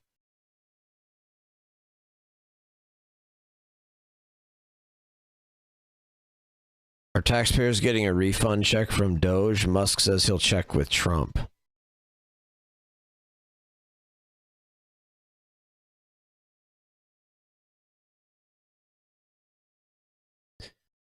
Oh, okay. One user proposed that Musk and Trump should announce a $5,000 Doge dividend payment to taxpayers due to the recent savings delivered by Doge.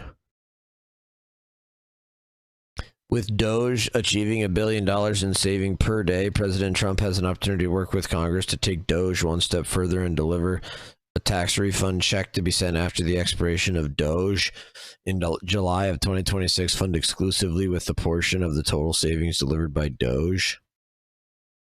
Doge is targeting $2 trillion in total savings. Take 20% of Doge's total savings, $400 billion, and return it to the 75 million U.S. households that will be net payers of federal income tax in calendar year 2025 as a tax refund check called the Doge dividend. Fishback added $400 billion in Doge-driven savings divided by 79 million tax-paying households equals a $5,000 Doge dividend check per tax-paying household.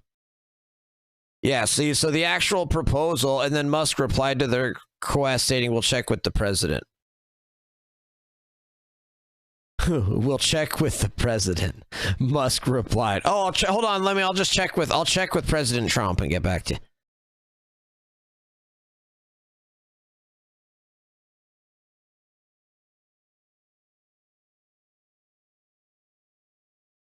That's hilarious. Well, good. Yeah, see, Pro-Law? So the actual proposal, Pro-Law, the actual proposal that Elon Musk is checking in on is only for net payers of federal taxes. So then it's an actual tax cut, right? That would actually be more of a tax cut than anything.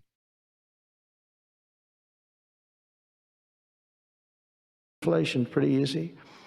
These policies were so destructive that despite draining nearly 40% of U.S. strategic petroleum reserve meant for emergencies, it was meant for emergencies. It wasn't meant for getting a price of gasoline down so that you can win an election. It didn't work for winning the election. Actually, there's so many people that are driving that it's a very small number, just had a very small effect. But in the meantime, it takes it down. We'll fill it up fast, but it's at the lowest level. When we made the transition, it was at the lowest level in history ever recorded. It's the lowest level. Nobody's ever seen it that way.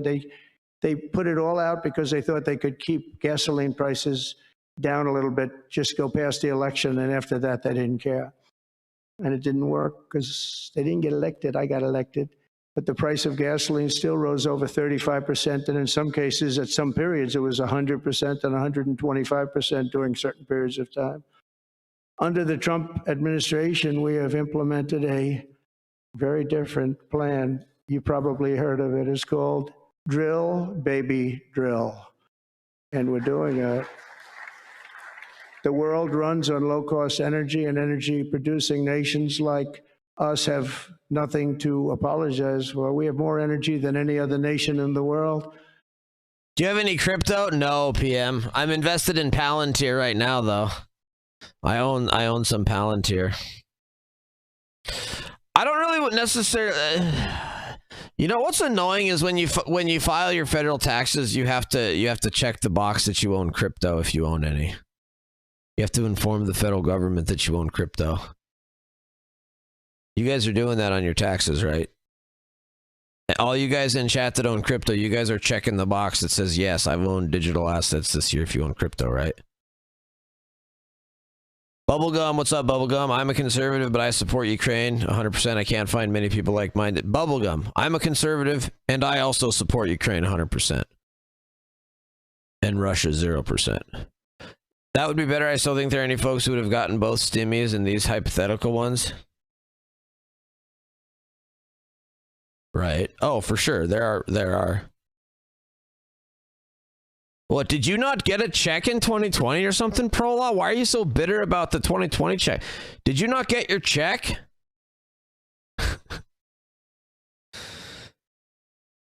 Since Doge is going after Social Security, how many billions worth go to refugees and illegals? Tons.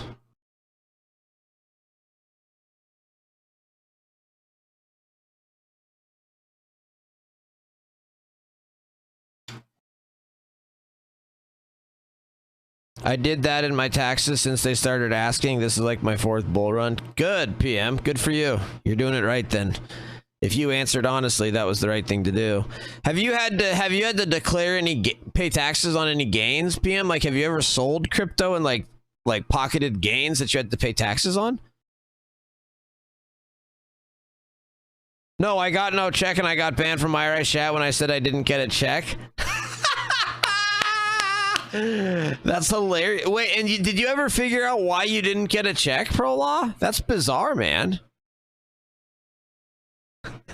And we're going to use it. And we're going to use it on AI plants. I was telling some of the people that came in that, they're very into, everybody's talking about AI. I hope you're right. What was the 2020 stimulus payment income limits?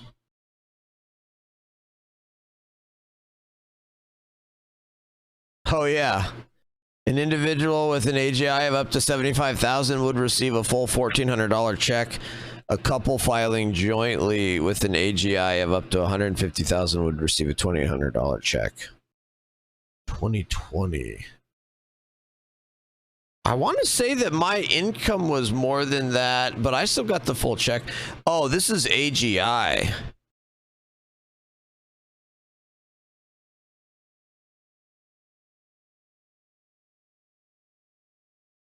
Which means like after all, I don't know.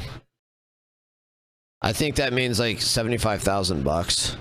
That must have been like after deductions and stuff. So if you're in reality, it's like you could have been making like 100K or 120K and still been under this AGI. I don't know how AGI works, but that would be my guess. But yeah, 75,000 is really not that much. I mean, if it's not, depending on if that's like gross versus AGI or whatever. For a lawyer, like, yeah, most lawyers are going to be over that. I was an associate in Montana at the time, so I was over that depending on how you calculate AGI, but I recall getting both, like the full 1,400.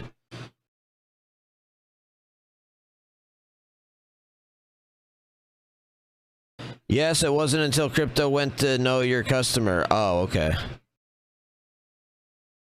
So you basically didn't have to report crypto gains until after know your customer, because otherwise they would have no idea. Okay. What a pain in the butt though. What if you're like trading crypto a bunch and buying and selling it a bunch, to like have to declare that on your taxes is probably a huge pain in the butt.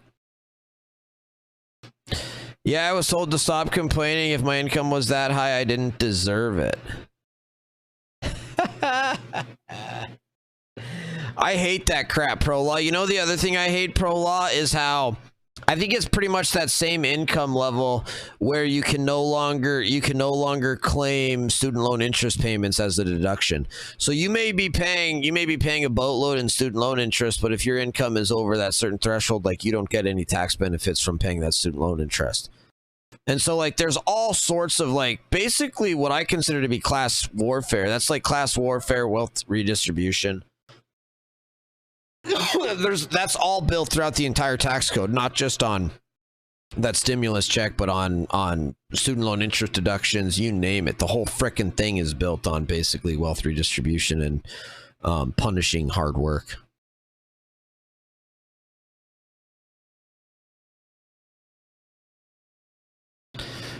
Num offered 50 subs to unban me and he said no in lectures chat. I don't remember that happening, but I believe it. Who knows? But Elon, are they right? Are they right in going all? They are all in for AI. But the problem is, to do it, just in our country, you need twice the electricity just to open up and be the top of AI. You need twice the electricity that we have right now in the entire country. If you take all of the electricity, you need more than twice. You need double what we have right now just to fuel this new industry that's growing. I was amazed when I heard that number. And they all said, how can we do this? Because, you know, in China and various other places, you can probably get it with the shake of a hand.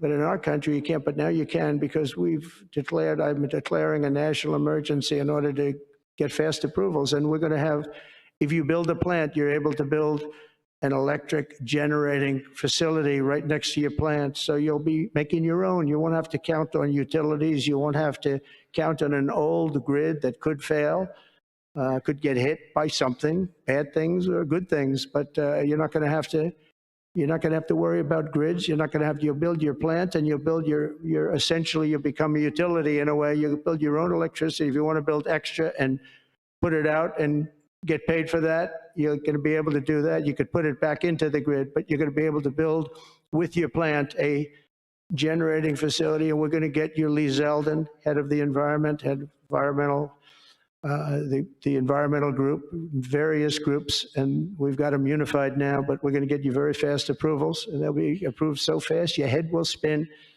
And we're going to get that whole industry started, and we're going to be the head of it. We're leading right now. We have the greatest brain power. We're leading right now, and I expect that we're going to be leading by a lot, but we're going to get you the energy very, very quickly. That would be the one thing that everybody was concerned. How do we have that much electricity when Los Angeles has blackouts and brownouts right now?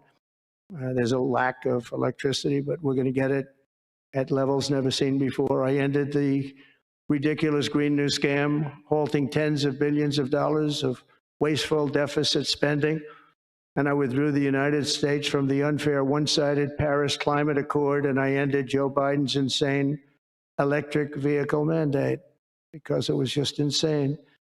I repealed the last, and by the way, if you want to buy an electric car, it's great. If you want to buy a gasoline-driven car or a hybrid, it's great.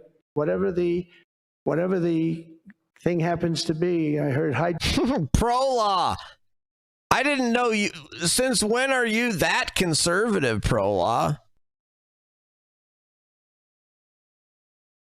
That's how radical Dems have become. GOP. Yeah, no, that's right. Guitar player. You banned me for saying something like every other country has immigration laws. Posted a link to Australia where it said you have had to have 10,000 in the bank and no criminal charges, just as an example. Oh my gosh.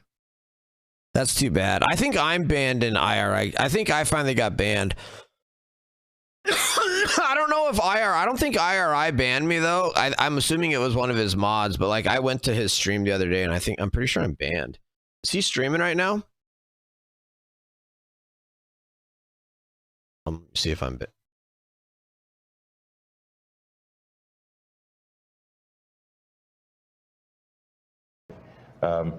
What all we're really trying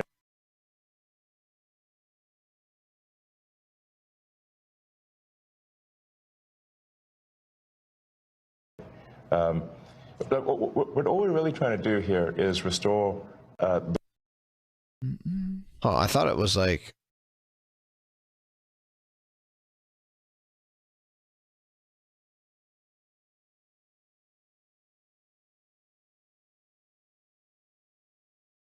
Hydrogen's hot. The problem is when it's not, you're in deep trouble, because when that sucker blows up, they don't find the body. So that's one that I said, you know what, let's take a pass on that one. They said it's good, but when it's bad, it's really bad. You find the bodies on trees, on the side of a tree. I said, I think we'll pass on that one, right? We're not going to want that one.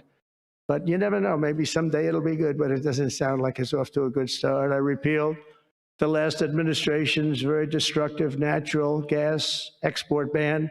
And last week we approved our first new liquefied natural gas export license. And we have literally hundreds of people that want to export. I recently met with the Japanese Prime Minister, Shiba, to discuss large increases in American oil and gas exports. They want it so badly. They said we went to the Biden administration, they wouldn't sell it. They wouldn't sell it. Nobody knows why. Biden didn't know why either. They asked him, I don't know. They did, oh, I didn't know that.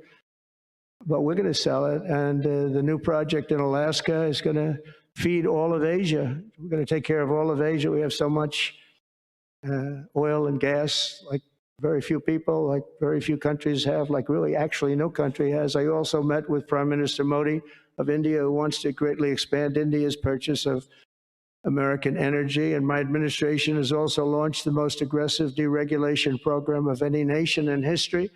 Under my executive order, for every one new regulation added, 10 old regulations have to be eliminated.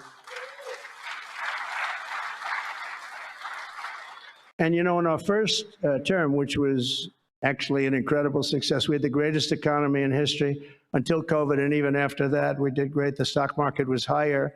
If you think of it, it was higher after the fact. After we went through that whole thing, it was higher than it was just prior to COVID coming in. Oh, I know, Pro-Law. It's the worst. That kind of basically like jealousy and covetousness is really, really bad. And I can't stand that either, to see other people sort of hate on other people just because they're successful, or even if they're not because they're successful, even if they inherited their wealth, to hate on them. It's like, dude, you should be happy for them that they inherited wealth. Oh, I know, the Luigi stuff is disgusting, Pro-Law. So disgusting. It's like, can you imagine? Which is a pretty amazing thing. But we did a great job on that, but it was a terrible thing for the world. The whole world suffered. It suffered terribly, including China, including other countries. It was a terrible period of time. But despite that, we did well. But we had the greatest economy in the history of our country. And I think this time we're going to do even better. We were artificially hurt by COVID. We had to focus on that instead of focusing on, but just prior to COVID coming in, there's never been anything like what we did, what we achieved.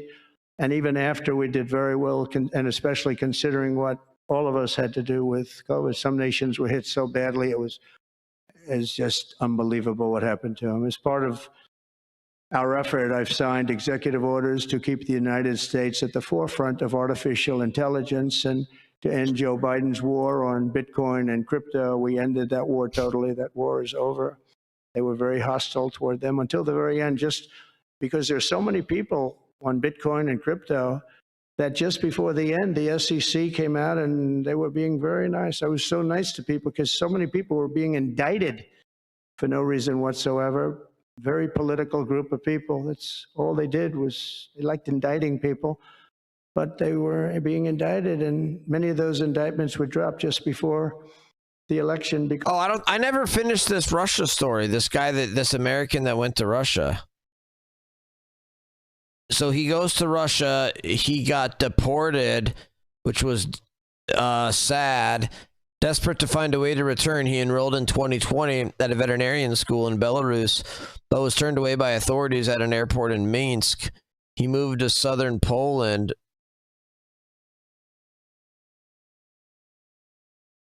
Teaching English and living in a church at the invitation of priests during the COVID pandemic.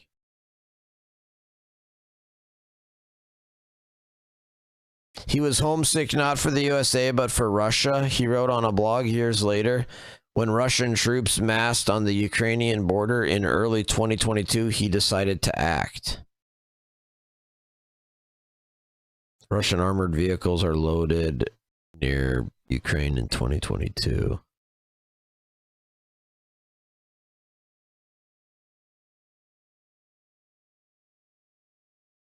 Wow.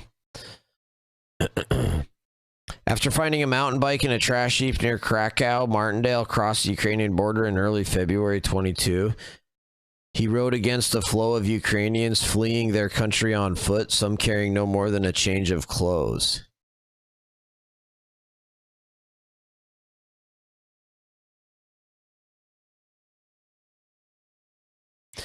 Daniel told people he encountered that he was on a Christian mission from Lviv near Ukraine's western border. Martindale hitched a ride to Kyiv. As the car approached the Ukrainian capital, Russia's full-scale invasion of Ukraine was just beginning.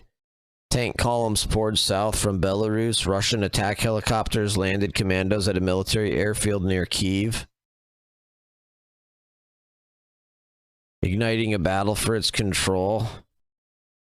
Paratroopers jumped into the capital's outskirts where Ukrainian forces decimated them. In Moscow, military commanders watched their plans to seize Kyiv crumble, auguring a protracted war. Martindale contacted Russian forces by phone via an account on the Telegram messaging app that was meant to lure Ukrainian soldiers to surrender. I asked them for an opportunity to meet up with Russian troops. They encouraged me to travel east further, and so that's what I did.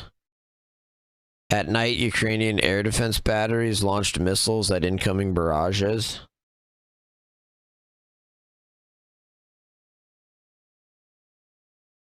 Dude, no way. So he literally contacts Russia on a Telegram messaging app to lure Ukrainians to surrender.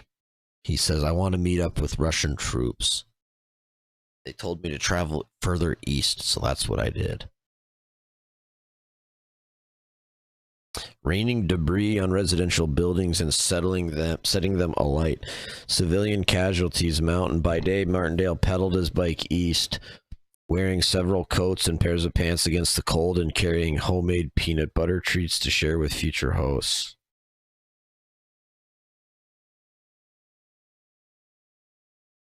On the road, he read Russian language social media postings and spoke with locals who crossed his path. Martindale came to believe that the U.S. had financed Ukraine's split from Russia and that Kyiv had no right to subdue its breakaway regions. Washington is pushing every button it can to make the Russian people angry. Martindale justified mounting evidence of Russian atrocities committed against Ukrainian civilians, reasoning that the Kremlin was dealing with criminals that have to be dealt with. Wow. He arrived in eastern Ukraine after a nearly 2-month journey by bike, train, and car. Martindale was closer than ever to Russian-controlled territory, but as a citizen of a country that opposed Moscow, he would have to earn his way across to their side of the war.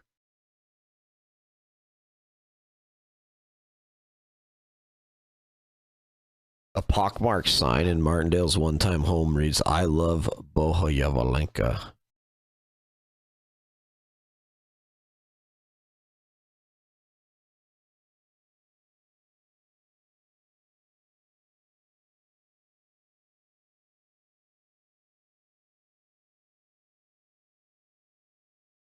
Donetsk, Ukraine.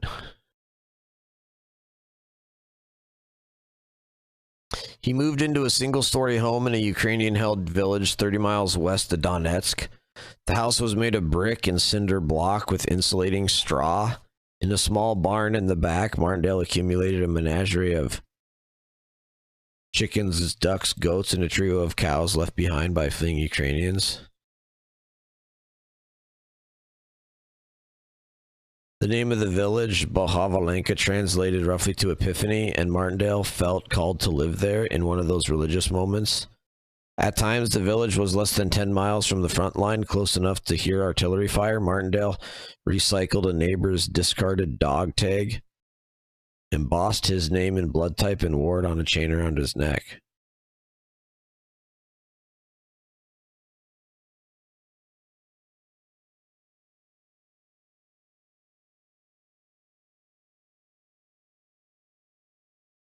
In his yard, he planted carrots, sweet potatoes, and corn. He bought eggs from one villager, milk from another. He helped gather and distribute firewood, repair roofs damaged by Russian shelling. Locals who invited Martindale to birthday and holiday celebrations speculated that he was an international observer of the war or a mercenary gathering intelligence. They weren't far off.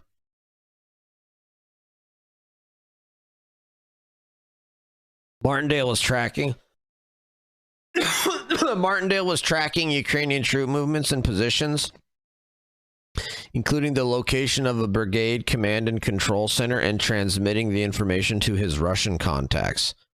Wow, dude, this guy's a dirtbag. So this is an American that went to Ukraine and then got in contact with Russia and was telling the Russians what the Ukrainian army was doing. This guy's a scumbag. I had no clear idea about whether the intelligence I relayed was useful or not, he later wrote. His parents shipped medical supplies from Indiana along with prayer books in Ukrainian and Russian. The village had no church. Sandy Martindale encouraged her son by texting him passages from They Knew Their God, a book about Christians who had endured ordeal for their faith. He sent back videos of his farm work in his effort to aid elderly neighbors.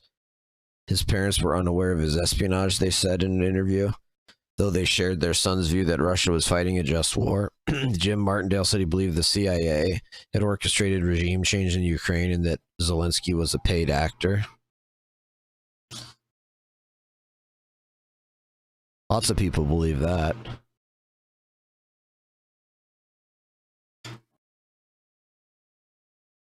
Wow, guitar player. That's hilarious.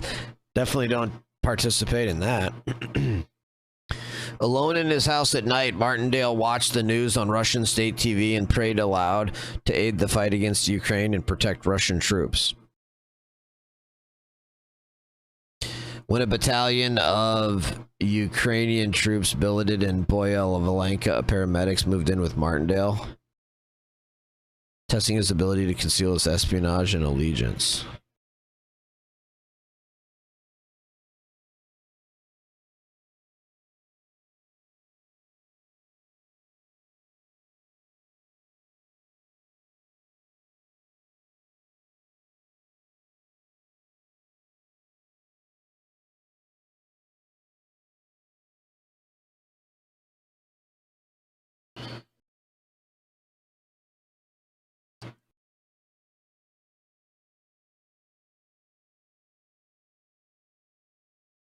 Oh, he's got a horrible comb over, jeez.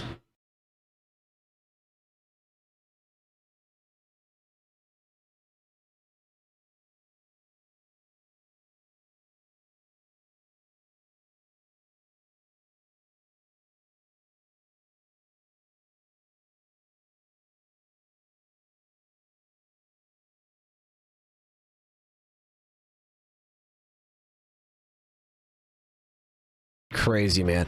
My Russian self had to die and be buried for a while. I had to be careful about my every word and facial expression. In the evenings, he recited the Lord's Prayer in Ukrainian with the medics, whose weariness abated with time. They had a bad habit of telling me things that were useful for Russian intelligence. A lengthy struggle for the village of Volodar began in mid-2022 and later spilled over into Boyel-Valenka, which was struck repeatedly by Grad missiles. Blast shook Martindale's house, jolting him awake in the middle of the night. A direct hit on a school near Martindale killed a number of soldiers. When the Ukrainians struck back, they pounded Russian positions with artillery supplied by the U.S., infuriating Martindale.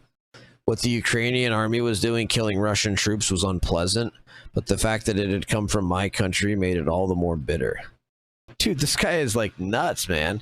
Trump said someone that was 360 years old was still collecting his social security checks. I saw that, Zodicide. Yeah. They need to get that crap taken care of ASAP. He responded by constructing a homemade bomb, intending to use it against one of the US-made Ukrainian artillery pieces. No way, dude. This guy's living in eastern Ukraine, literally making homemade bombs to try to blow up American military equipment. But as he attempted to assemble the components using explosives he had collected from Ukrainian firing positions, he instead ignited a fire in his house. The village fire brigade rushed to his aid and extinguished the blaze.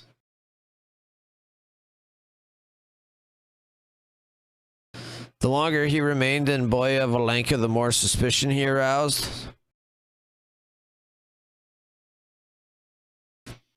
An agitated Ukrainian soldier with a rifle arrived at Martindale's house one afternoon, claiming that the American helped Russian forces carry out strikes on military positions. Martindale's neighbors defended him, saving my life, he later wrote.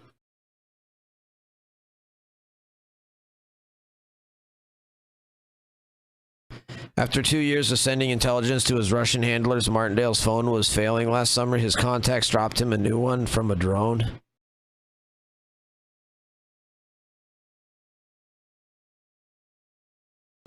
His family in Indiana monitored the progress of the... That's insane, man. So he literally had a drone delivered to him? Or a drone deliver a Russian phone to him? His family in Indiana monitored the progress of the war online as the front line neared Martindale's village. He couldn't go to Russia. But it appears that Russia is coming to him. After helping residents evacuate Boyel-Valenka as advancing Russian troops neared the village last fall, he stayed behind. In late October, he received a message to prepare for extraction.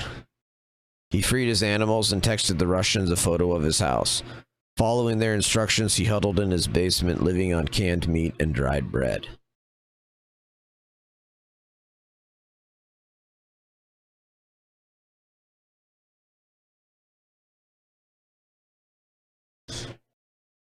Four days later, Russian troops poured into Boya, Valenka, and Martindale. Heard someone call out his name. Emerging from the basement, he found Russian soldiers in his yard. They led him out of the village and into Russian-held territory.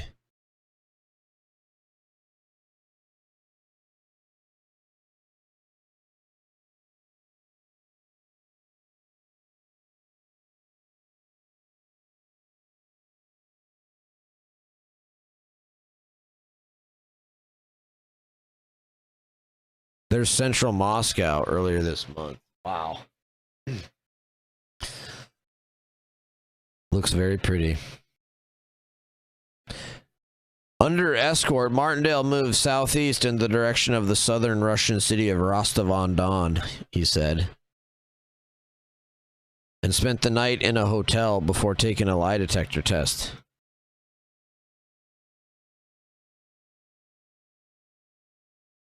He felt like a prisoner, he said, someone to be exchanged for a high-value Russian captive in Ukrainian custody. I was prepared for that, he said, that kind of ending. His minders installed Martindale in an apartment in a location he has declined to share.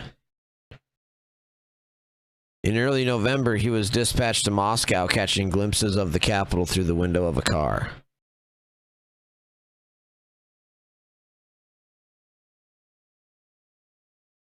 In a press conference there, a state media representative introduced Martindale to reporters, confirming his as a spy for the Kremlin. Holding up his battered and burned U.S. passport, Martindale said he was ready to trade it for a Russian one yesterday. His family watched the event on a YouTube streaming channel. It was their first glimpse of him since he had left Boya Valenka. They were unaware that Daniel had been spying for Russia, yet they weren't surprised. He had announced us many years ago that his goal was to live out his life in Russia. They say they share his dark and suspicious view of the U.S. government and his belief that without the U.S. intelligence services, Ukraine wouldn't exist. There's no such thing as Ukrainian, his father says. Martindale has been sharing his views on the war and his role in it on social media channels under the name Shepherd at War.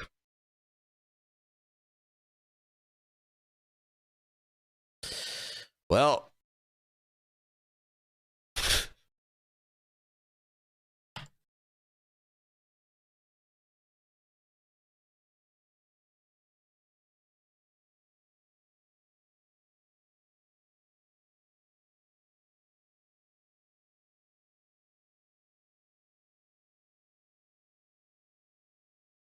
of course, he's got a freaking beanie on in his...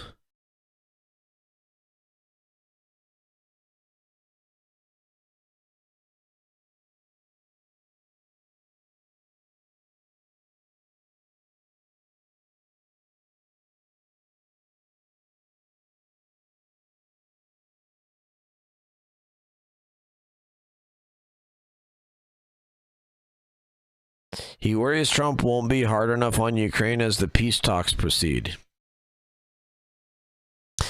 Kyiv must be brought to its knees. If Washington...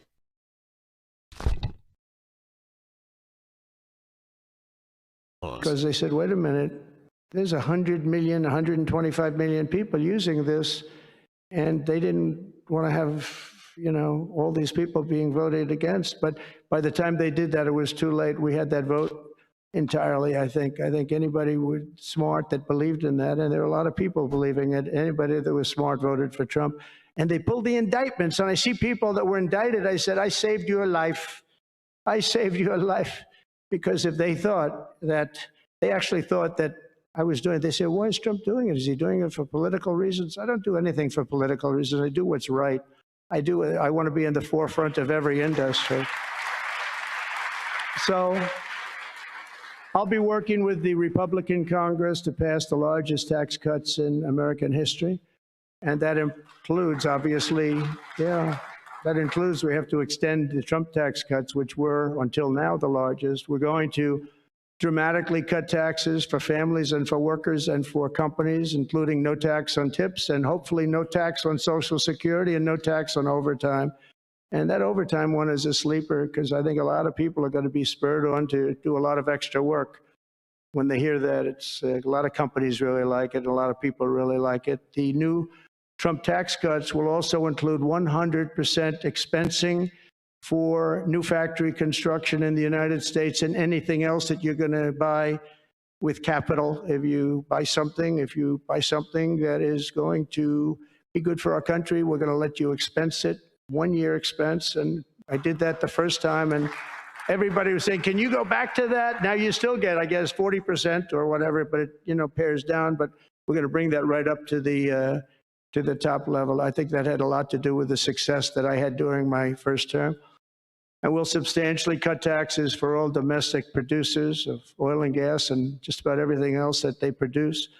In my first term, I brought the business tax down from around 40% to 21%, which everybody said was an impossible thing to do. I cut it from 40, it actually was state and city was much higher than 40, but I got it down to 21%, and now I'm bringing it down to a goal of 15%, but only if you make your product in America. In other words, you're going to be at 21%, but if you make your product in America, you're going to go from 21 to 15. If you don't, you're going to pay 21%, which is still lower than anything. So guys like Elon are going to come and make his great cars in the United States. So a lot of people will. A lot of people are calling. A lot of car companies are calling. They called me, three of the majors. They called and they said, we're looking all over the place. We want to be there. I'm going to be announcing tariffs on cars and semiconductors and chips and pharmaceuticals, drugs and pharmaceuticals and lumber probably and some other things over the next month or sooner. And it's going to have a big impact on America. We're bringing our businesses back. If they don't make their product in America, then they have to pay a tariff. But if they do make their product in America, they don't have to pay any tariff, which will bring, it's all going to bring trillions of dollars into our treasury, or it's going to mean that there won't be any taxes because we want to have a fair base. If they don't have it, we don't have it. If they don't pay, if they don't charge us, we don't charge them. It's pretty simple. The Republican Party is once again the party of common sense. We're a party of common sense. We want strong borders. We don't want men playing in women's sports. We don't want to have transgender for everybody. We're the party of common sense. That's how we won the election in such a big manner. We'll no longer allow other countries to ransack and plunder our nation. That's why I've announced that we will soon begin imposing reciprocal tariffs on any country that engages in unfair and unequal trading practices. If they tariff us, as I said, we will tariff them at the exact same rate. So if a certain country, because some of these countries, even countries that I've already mentioned, are extremely aggressive with tariffs. Nobody knows that. European Union, they have a VAT tax that's devastating. It's very tough for people on the outside. Hard to sell cars, really impossible to sell them because they also have non-monetary tariffs that are very, very tough. But if you take a look at that, it's a very unfair situation. And the VAT tax is similar to the tariff. Around the world, I'm moving quickly to end wars, settle conflicts, and restore the planet to peace. I want peace, and I don't want to see everybody being killed. And you take a look at the death in the Middle East and the death that's taking place between Russia and Ukraine. It's been going on, and we're going to end it. There's no profit for anyone in having World War III, and you're not so far away from it. I'll tell you right now, you're not so far away. If we would have had this administration for another year, you would have been in World War III, and now it's not going to happen. In the Middle East, I've restored my policy of maximum pressure on Iran, designed to bring peace. And we've designated the Houthis a terrorist organization. They're, destroying shipping lanes all over the place. They're making it very hard for people to get their product delivered. They're making it very difficult, but we'll take care of that situation. And we've secured a ceasefire in Gaza, and we're bringing in the hostages, and we're bringing them home to their families. Some of them are in pretty bad shape, I have to tell you. To end the horrible war in Ukraine, I've spoken with President Putin and President Zelensky, and our teams began negotiations this week in Saudi Arabia. I want to thank Saudi Arabia for that. That was so great. Yeah. And I want to thank in particular, I mean, we have so many of the people, Yasser, Mohammed, all of the people, but in particular, we have to thank Crown Prince Mohammed bin Salman for hosting these historic talks, and talks that went very, very well. Steve was there, Steve Witkoff was there, and Michael was there, Michael Waltz and others, and they really went well. It's a big step. We got to get that war over with. You have to see the people that are dying. I look at the pictures, the satellite pictures of the field. It's a level field, and it looks like a modern day version of Gettysburg, and you know what that means. It is just carnage. It's horrible. And, you know, it's not American soldiers. It's not even soldiers from the Middle East in the case of Ukraine, Russia, but it's people, it's young people from Russia and Ukraine mostly that are just being decimated. It's flat fields, and a bullet goes, and a bullet only stops when it hits somebody. And the level of people being killed in that battle, soldiers, young soldiers, in some cases old soldiers, because they're running out of people. They're running out of soldiers, in one case.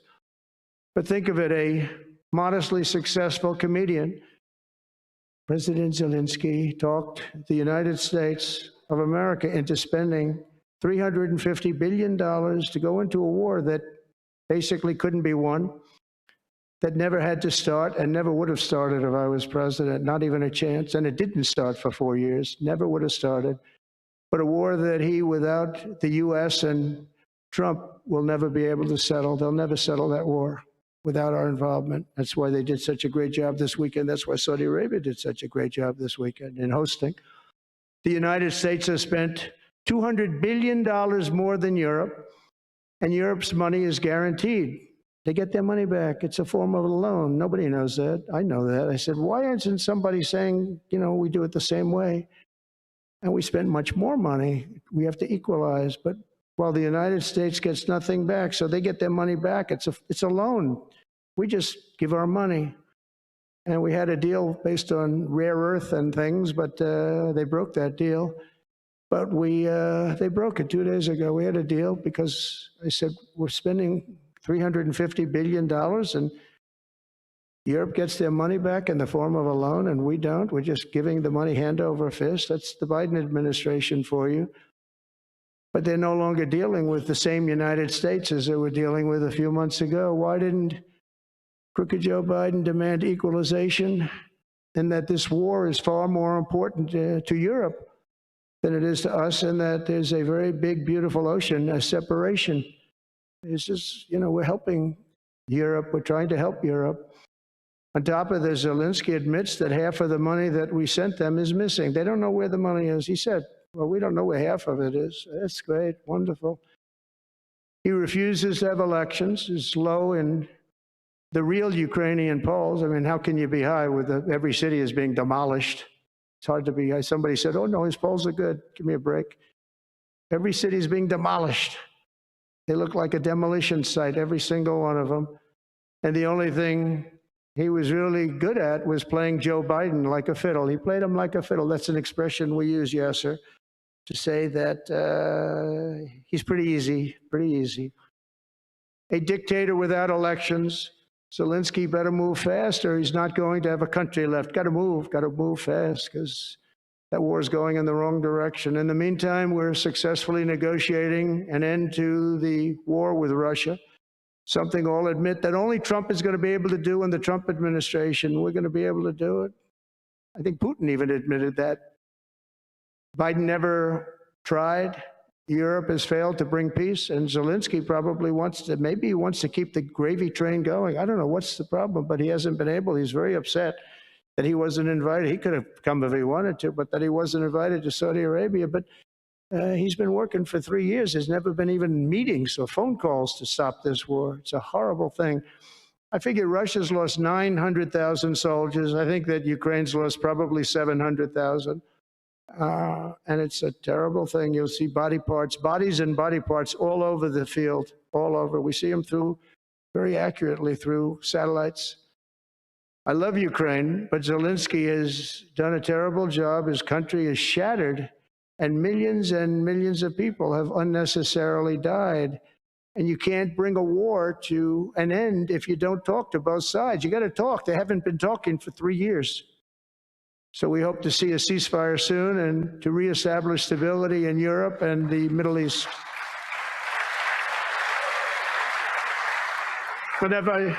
Thank you very much. And as I've said before, it's my hope that my greatest legacy will be as a peacemaker and a unifier. That would be a great legacy. So in conclusion, the golden age of America is upon us, and I'm inviting everyone here today and every citizen across our land to take part in the most extraordinary period of peace, prosperity, growth, innovation, wealth creation, and expansion the world has ever seen. We're on our way. I mean, everyone's talking about us. 3 weeks. We're in there for a couple of days more than 3 weeks. And everyone's talking about it. You have to see the crowds of people outside. It's pretty amazing what's happening. We're on the verge of soaring markets, surging incomes, booming production, groundbreaking technologies, thrilling discoveries, and a quantum leap in the quality of life. Absolutely a quantum leap. One day, very soon, our country will have the greatest economy in the history of the world because we once again have a president who puts America first, and we put America first, and your country should put your country first. But in the end, we want America first, and when it's all beautiful, which it's going to be pretty soon, we want to help other countries, and you want to help other countries. But, you know, I tell your leaders, and some of the leaders are in this room right now, you got to put your country first, whether it's Saudi Arabia, whether it's something else, you got to put your country first. But we're going to have plenty left over to help others also. As long as you invest in America, build in America, and hire in America, that means that I'm fighting for you. I am fighting very hard for you. Together, we're going to make the United States of America bigger, better, bolder, richer, and greater than ever before. It's going to be stronger than ever before. We're going to be a peacemaker and a peacekeeper. We're going to stop people from these stupid, never-ending wars. We're not going to partake in them ourselves, but we'll be stronger and more powerful than anybody by far. And if it ever came to war, there is nobody that will be able to come close to us, but we don't think that's going to ever happen. So I want to thank you all very much. It's a great honor to be here. And I think somebody said they're going to ask questions. And I didn't say, gee, what are the questions like Biden does? I say, just ask. It doesn't matter. You ask a question and I give an answer. So I think, Richard, you're going to come up and you're going to give me some questions. Thank you very much. Thank you. Thank you very much, Mr. President. Please, a round of applause for the President of the United States of America. Thank you.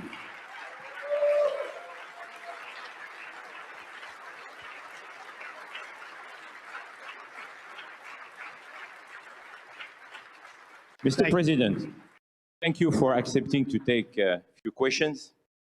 20 years ago, I don't know if you will remember, we were under the same roof in Orlando and you were delivering an amazing speech in front of 3,000 sales reps, giving them the best advice to be successful. So what is the best piece of advice that you have ever received? Well, I think it was watching my father. You know, my father was a very hard worker and he just worked hard. And he was very smart. He had good genetics. His brother was the longest serving professor in the history of MIT, Dr. John Trump. And my father was every bit as smart, but my father had to work. He was older and he put his brother through school. In fact, he once said, boy, I put him through so much school. He had 3 different degrees and they asked him to stay on at MIT, but my father was the same ilk. And I noticed that my father was a happy man. And what he did is he worked. He just worked all the time. He worked. And he loved it. And really, I think the best piece of advice I got from that is you have to love what you do. And if you love what you do, you're going to have a happy life. If you don't, I mean, I see so many people, they're in businesses that they don't want to be in.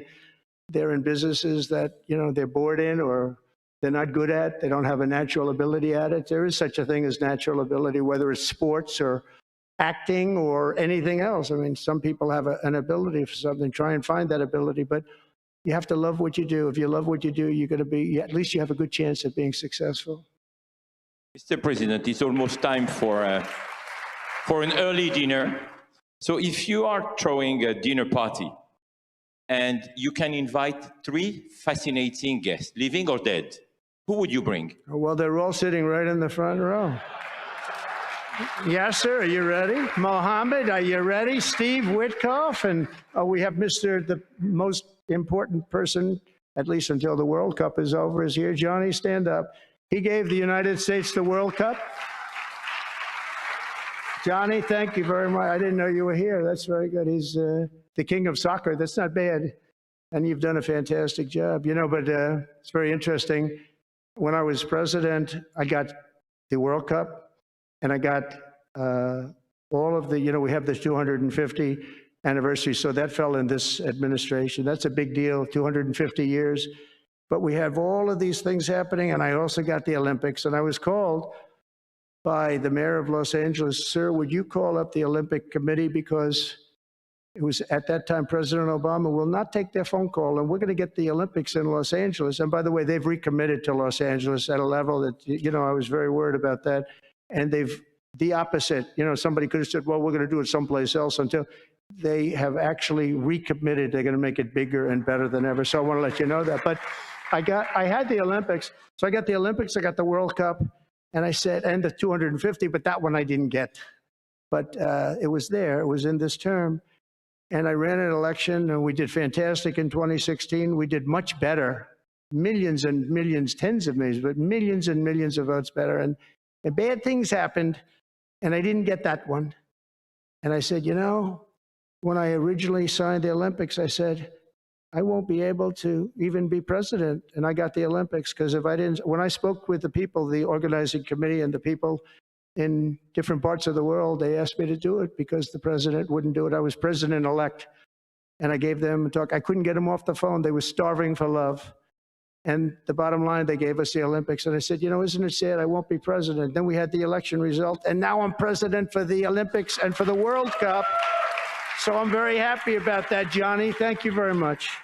Thank you. I'll be there. I promise I'll be there. And by the way, Mr. President, backstage, you have a gift from Johnny. He gave us the first ball with your name, which will be played for the World Cup That's great. In America. It's going to be great. Thank you, Johnny, very much.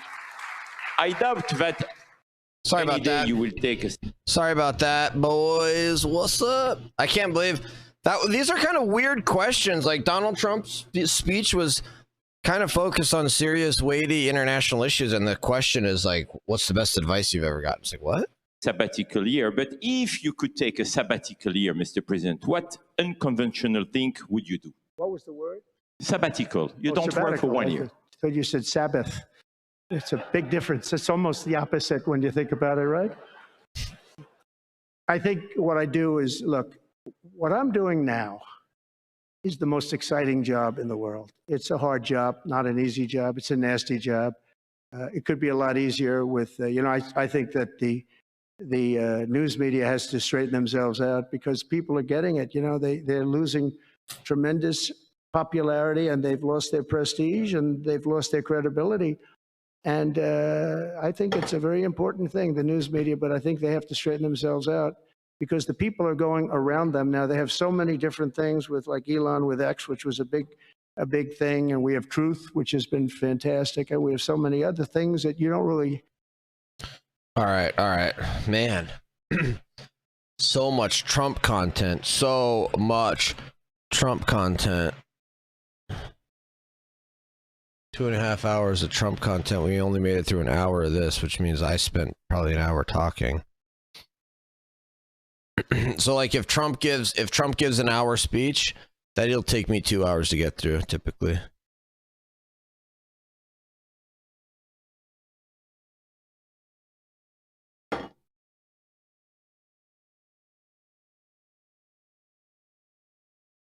Oh, I know, PM. Every single day, PM. Every single day, PM. It's multiple press con. Like, for a while there, for the first couple of weeks, PM, it was multiple press conferences. He'll do like a press conference with like a foreign leader, and then he'll do a press conference like a little bit later when he's in the Oval Office signing executive orders, and then he'll give like a speech or something. It's like, it's unbelievable. PM, I know, right?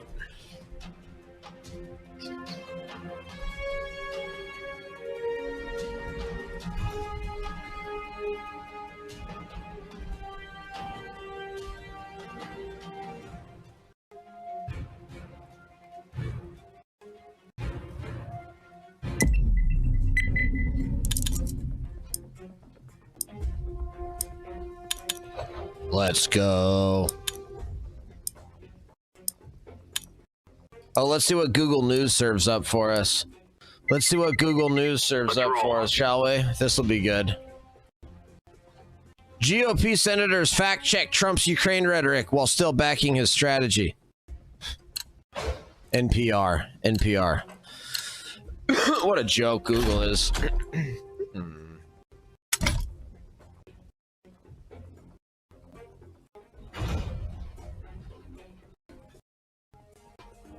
Nice. My team banned what I wanted. My team banned what I wanted.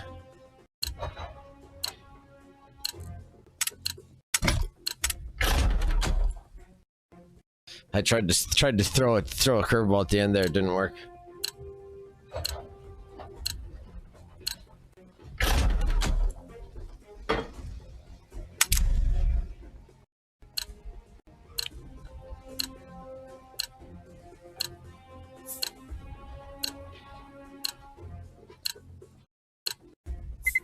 Yeah, that's wild, PM. That would be absolutely nuts if that happens, PM.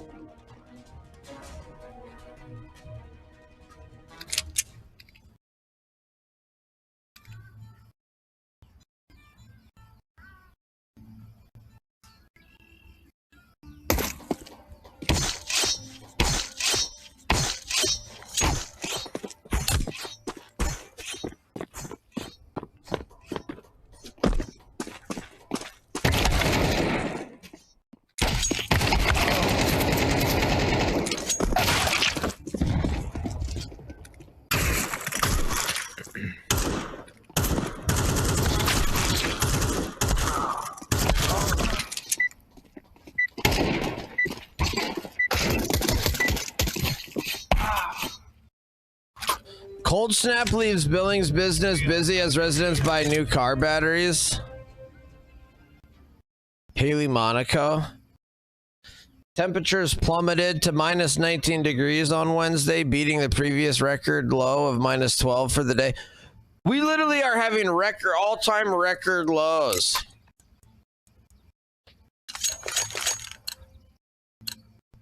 Remember, this isn't the killing house anymore. This is real life. Here goes, boys. Here goes. Throwing grenade. Min.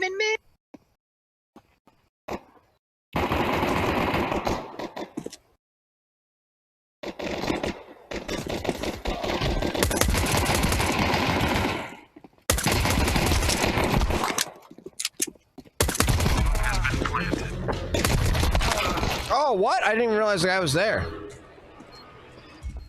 I got one, though.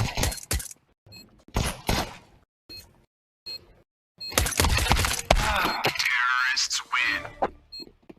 86 and 7? Oh, my goodness.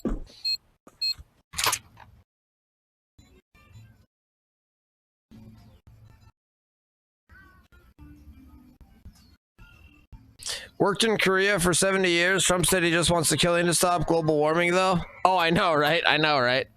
Politics is so fun at the moment. Oh, stinky. Yes, it is. The cold air has brought difficulties for many as their car batteries struggle to keep up with the extreme cold. Merci. Let's have at it, mates.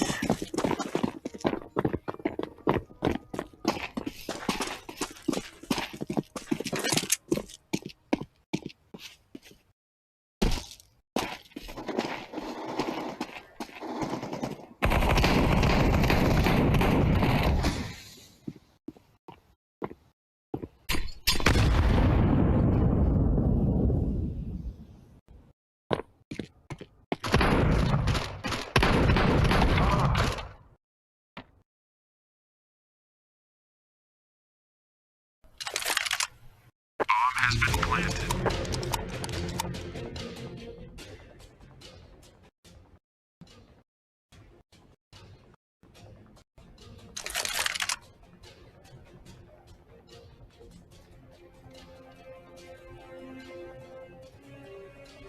Gotta play smart, gotta play smart, gotta play smart, gotta play smart.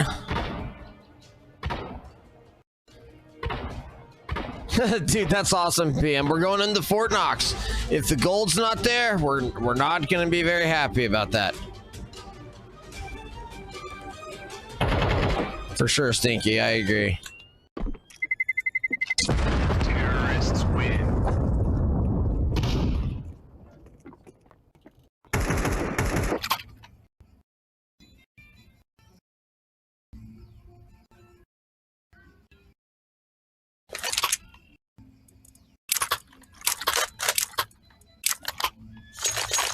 Very nice. Thank you.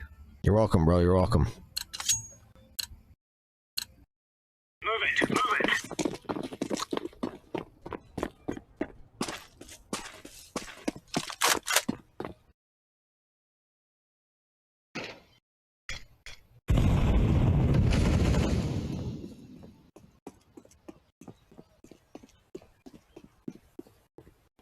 They're CT. They're CT. They're coming CT. Watch out, CT.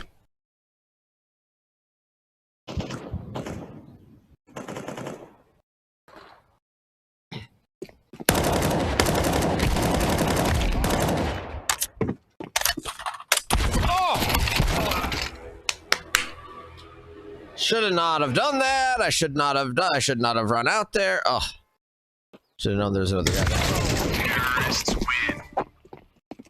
Bomb has been planted. Yo, let's try 5-man pushing banana. Let's 5-man push banana. Just let's try something different here. Nade stack. Nade stack.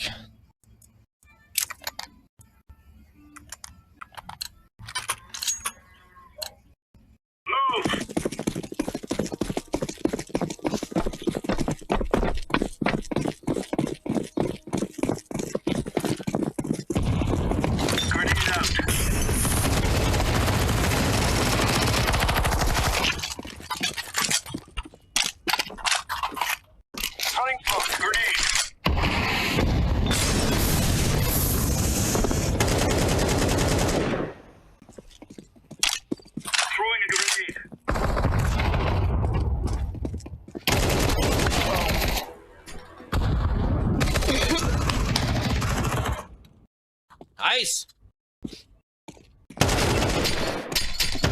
Terrorists win. What?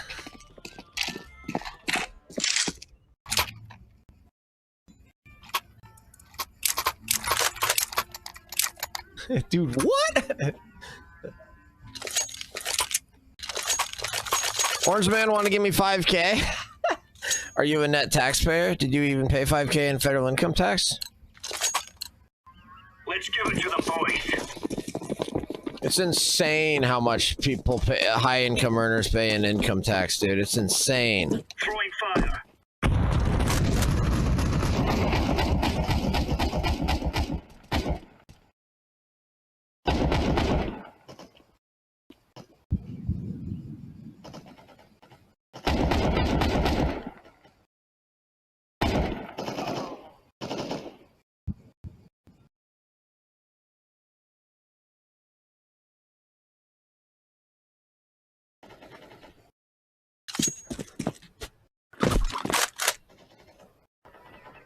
Has been planted.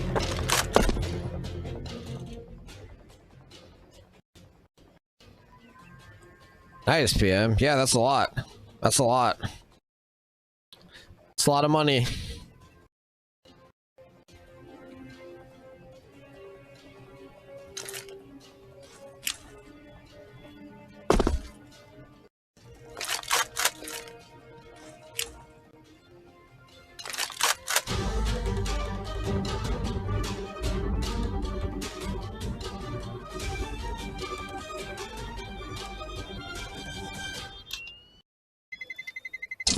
Terrorists win. Throwing flashbang.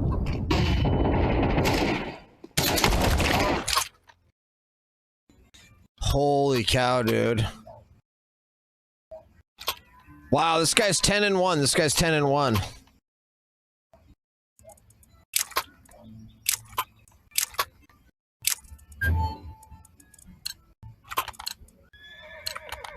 Let's go.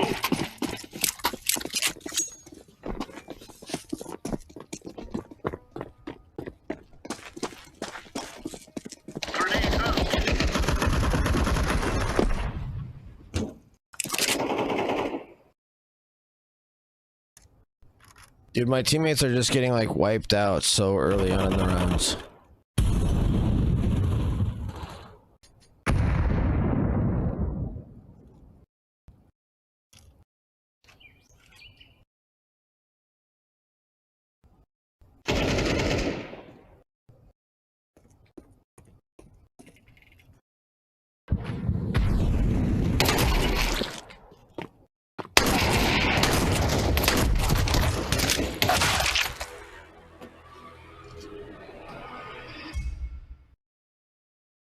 Got two of them. Give ourselves a chance to win this round. Nice. Nice shot, dude. Good shot. Here we go. Comeback time. Comeback time starts now. Single and no kids, I pay the most. Delta is offering 30K to passengers on the crash in Canada. Feels like bribery. Yep. Wow. Counter-terrorists win. We're getting stuck right into them. Of course there's a stipulation you can't sue if you take the 30K. Yeah, only suckers would take the 30K. I would. It's like, no way, dude. Like, this is a horrible experience for me. This is worth millions. This is a traumatic experience for me. This is worth millions. Like, give me a break. 30K.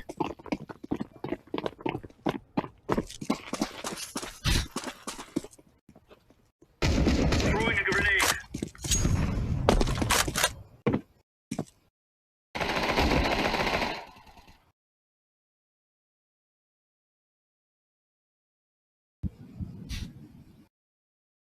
Very B.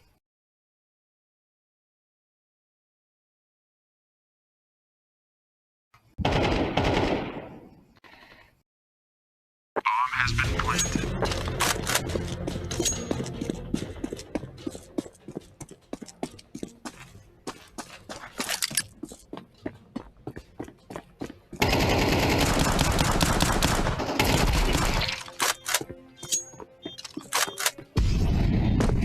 Where is he? Where is he?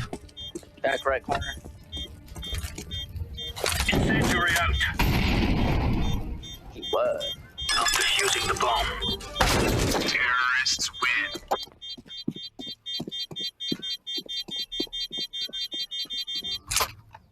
Dang. Brutal. Hey, do you guys want to rush mid? 5-man rush mid? I got a bison in a dream. Move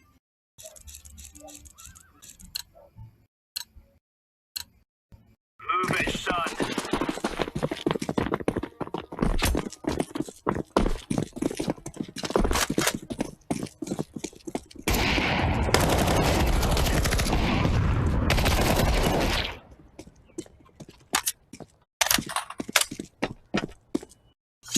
Fall back, fall back, fall back.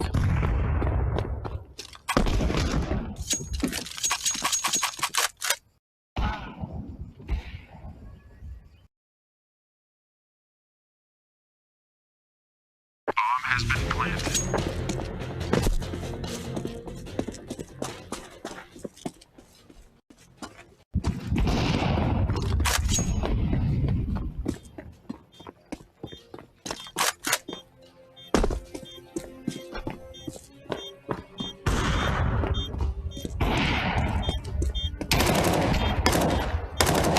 Terrorists win.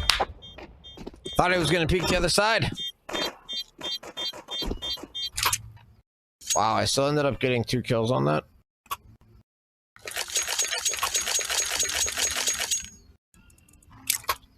Yeah, no kidding, PM. No kidding, PM. Ask for punitive damages for that. You should put him out of business. I would try to put the company out of business with that lawsuit. Go. Unless they apologize for DEI and pay out millions and hundreds of millions to you.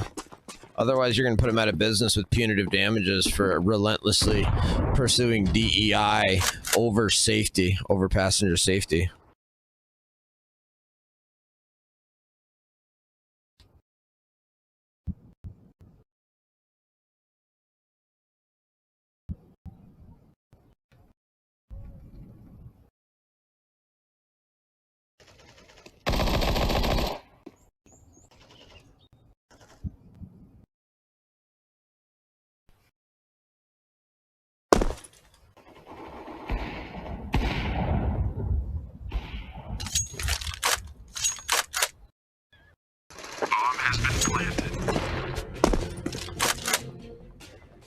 Great work, guys. Great work.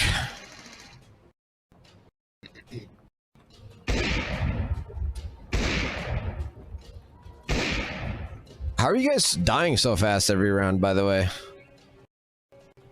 Are you guys Run out of HP. Are you guys just running or? Terrorists win.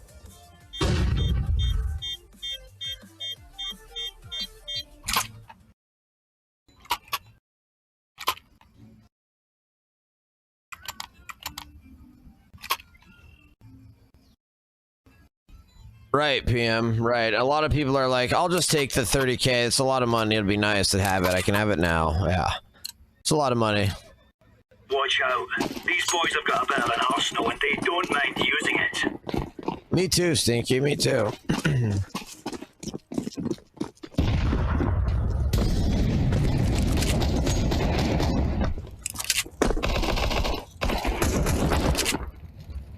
Is this Asian guy like a Smurf? Is this Asian guy a Smurf?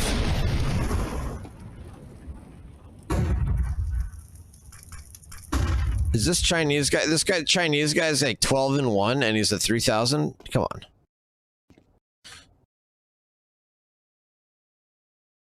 He's 12-4, and he's at 3,000.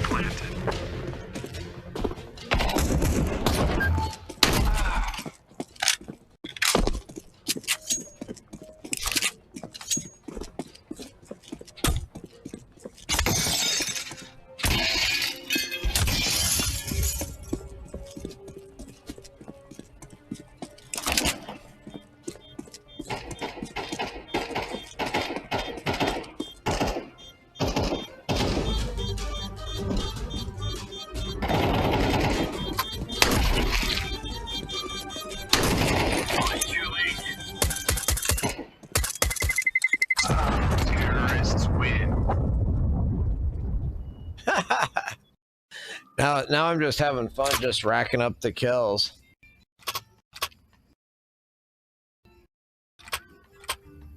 Bro, 3-10, and you're like the best player on the team.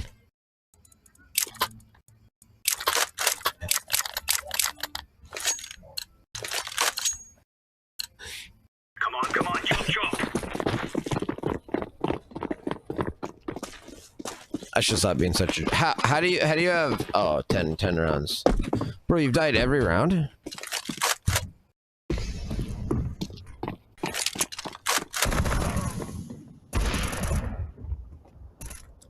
Nice, nice.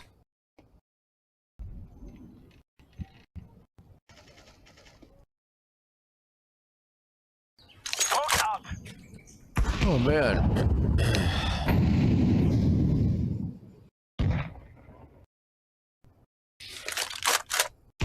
Counter-terrorists win. We're in the clear, lads.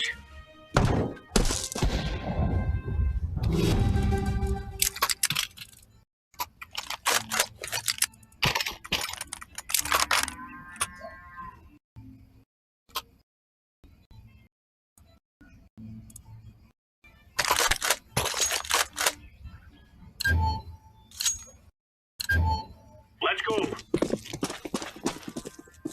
Oh.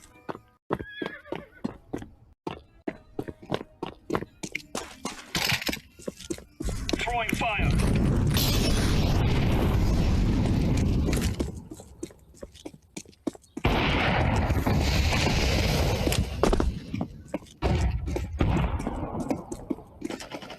Grenade.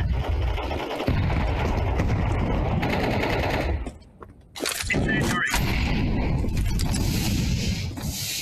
Smoke. Bomb has been planted.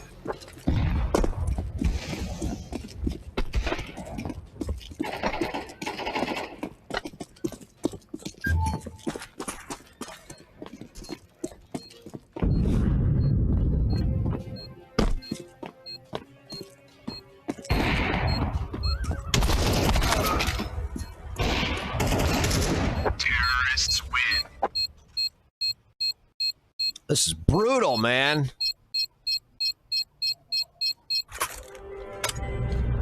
Look, as long as we leave here with the cash, I don't bloody care what happens, okay?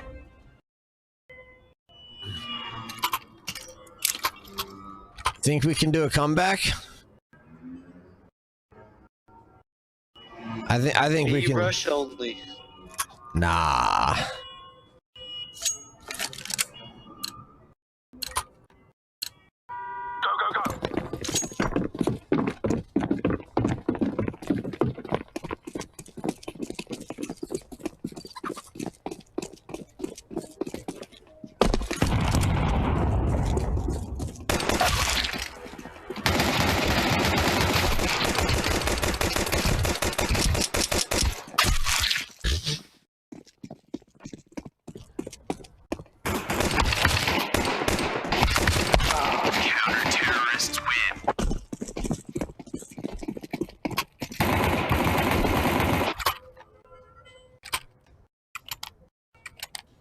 Yeah, that's interesting, PM. That's exactly the opposite of what you would expect, though, right? That's super counterintuitive. I would expect the fraudsters to not complain if they didn't get their payments. That's absolutely wild. Let's go.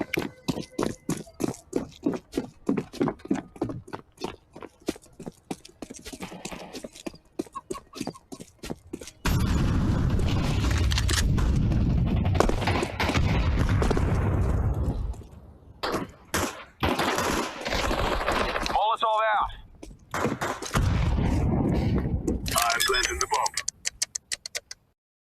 Bomb has been planted.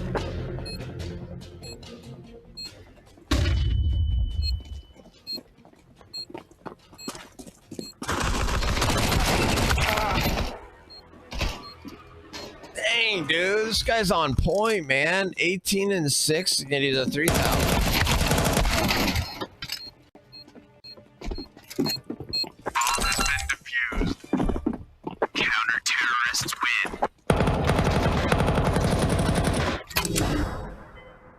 Oh man. All right, guys. I gotta take. I'm gonna call it, guys. Oh. I'm gonna go get some food. See ya.